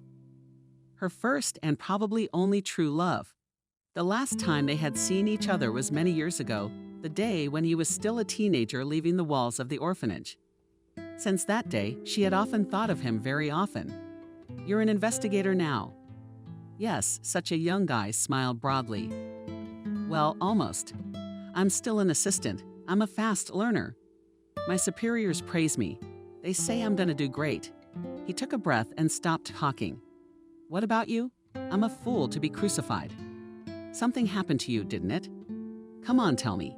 By the end of her mournful tale, he was shouting in a rage that didn't hide his anger. "I'll kill that asshole." Maria waved her head.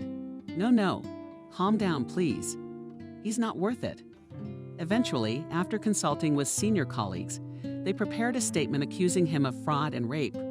"Maria," Michael gently touched her arm. "I realize you're having a hard time right now, but maybe we can go out with you somewhere." But Maria pulled her hand, and tears came to her eyes again. "No, I can't yet. I'm sorry." Lori limped out of the cab. Maria had called him a couple of hours ago and asked for an urgent meeting, without giving the exact reasons.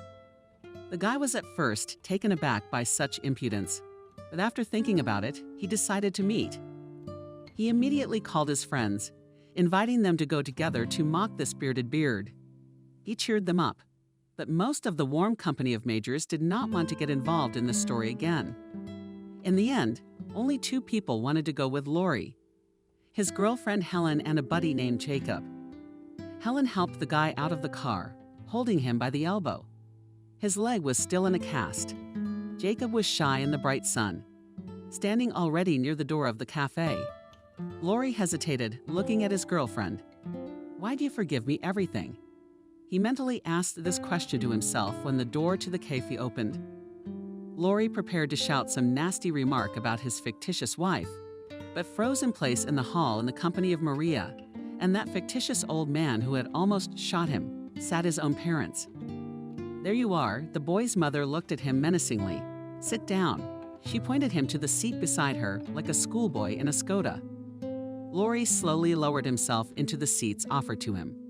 He turned around. Helen and Jacob were already gone. He swallowed hard, realizing that his parents would not approve of his behavior. Maria was the first to speak up. "Look," she nonchalantly slid Lori a piece of paper. He took a quick look at the paperwork and was stunned. It was a summons to the police, with a copy of Maria's statement attached. He looked at his parents. "It's not my fault. None of this is true," shouted he, excusing himself. "Shut your mouth," bellowed the boy's father, hitherto silent lice. "Listen to what she has to say." Maria firmly pronounced, "If you don't fulfill what I demand, I won't take back my application. You'll go to jail for fraud and rape." She paused for a long moment. "I hope you're aware of how rapists are treated in prison. Parents are not going to help you, as you already realize." The girl looked at the elderly couple. They nodded synchronously. Maria continued, "But you have one more option. I can take back my application, but only on condition that you marry me. I'm expecting a child from you." She looked at everyone present and summarized the choice for you. Lori was sullenly silent. The news that he would soon be a father did not add to his enthusiasm. Finally, he looked up. "Ah, so you're all in cahoots." "I see. Then I'll sue you." He put his foot forward. Do you think attempted murder with a firearm carries the same sentence? He looked menacingly at Molchanov Nick, but he did not answer him with anything but a contemptuous look. Maria rose from the table and threw Lori carelessly. Don't think. She left the room without waiting for him to respond, knowing full well that Lori had been out of options a couple days ago. Thanks to Nick, she had managed to contact Lori's parents and told him about their son's behavior. The couple was shocked to hear what they had heard. After learning about the girl's pregnancy, they began to talk her into a real marriage. Maria agreed. She did not want her child to grow up fatherless. Lori's parents promised to deal with their own offspring. When they found out Nick had shot their son, they weren't even particularly angry. After all, Lori had no excuse for what he'd done. 4 years passed. Maria carried and gave birth to a healthy and strong boy. Even before the birth of his son, Lori gave in and married Maria. Now, of course, there was no real celebration, and the young people quietly signed, trying not to look each other in the eyes. Life went on as usual. Maria and her son moved into a new, large, and comfortable apartment, which Lori's parents had bought for them. Lori himself, as you can well understand, was not going to live in it, and Maria did not want to live with him under the same roof. At first, Lori was in a constant frenzy. He didn't want to see this girl who was twisting him around her finger, let alone her bastard. And Maria, being already a married woman and not needing anything thanks to the support of her own, her mother-in-law still did not give up her favorite job. After experiencing all the events described above, the young woman has only grown stronger. She finally put all those who had once made fun of her in their place. Now, no one dared to cross her path. After 4 months on maternity leave and leaving her young son in the care of a nanny, Maria didn't hesitate to fire Molly. She was tired of putting up with the antics of her former partner. And the chief now, they have become really related people. And even Maria named her son after her beautiful boss, Nick. The kid, a little older, began to call the old man grandfather, which he was delighted. Time passed, and Maria could not leave the thought of her Mike. She every day remembered their long-ago meeting, regretting that she refused the guy on a date. And she kept thinking, maybe I should have married Lori for nothing.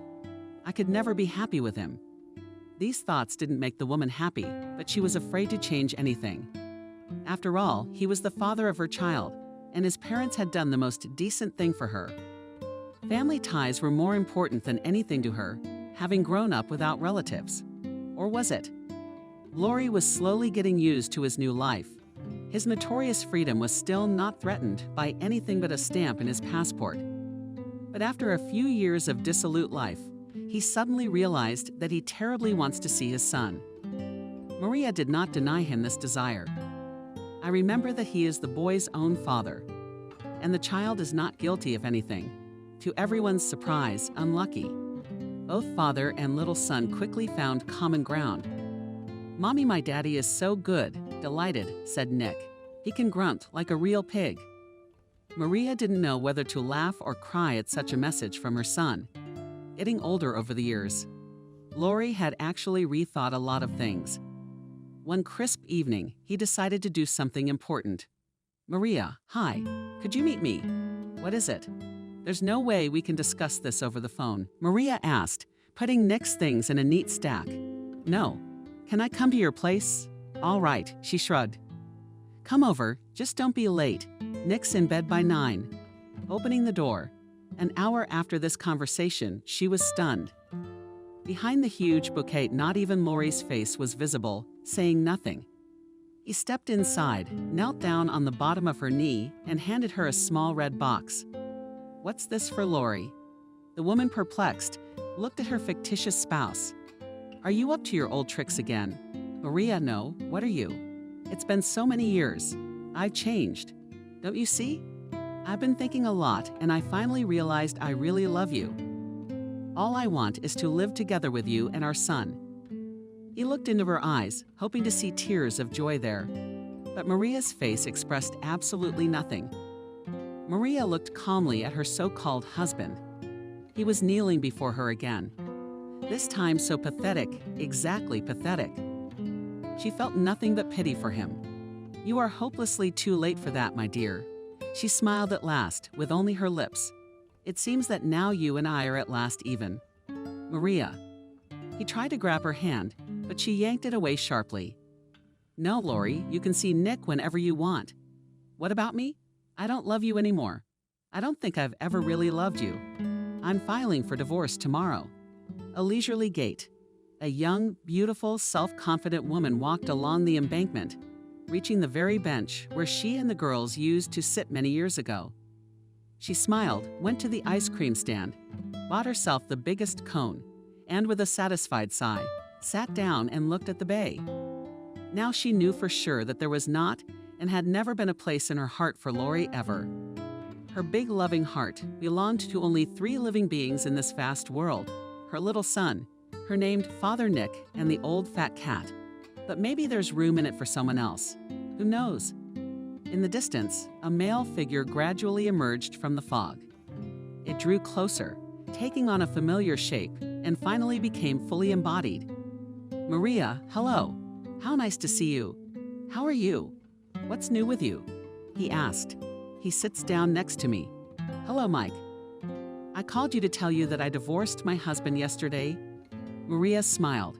"And if your heart's still not in the right place, maybe we could go out." "Definitely go out." He smiled happily. A year and a half later, the same embankment again received these two, but already in the company of a pretty pink wheelchair and a completely gray-haired, but still very cheerful and confident man. The whole company was leisurely walking along the bay, every now and then peeking into the cute transportation and succussing with its passenger. Reaching a kiosk with ice cream, they met a tall, handsome man who brought a boy of about 7 years old and handed him to them from hand to hand. The happy family slowly left, and the boy after some time turned around and waved to the man. And he answered him with a smile, waved back happily, and then did not leave, but stood in one place near the ice cream stand and looked after them for a long time.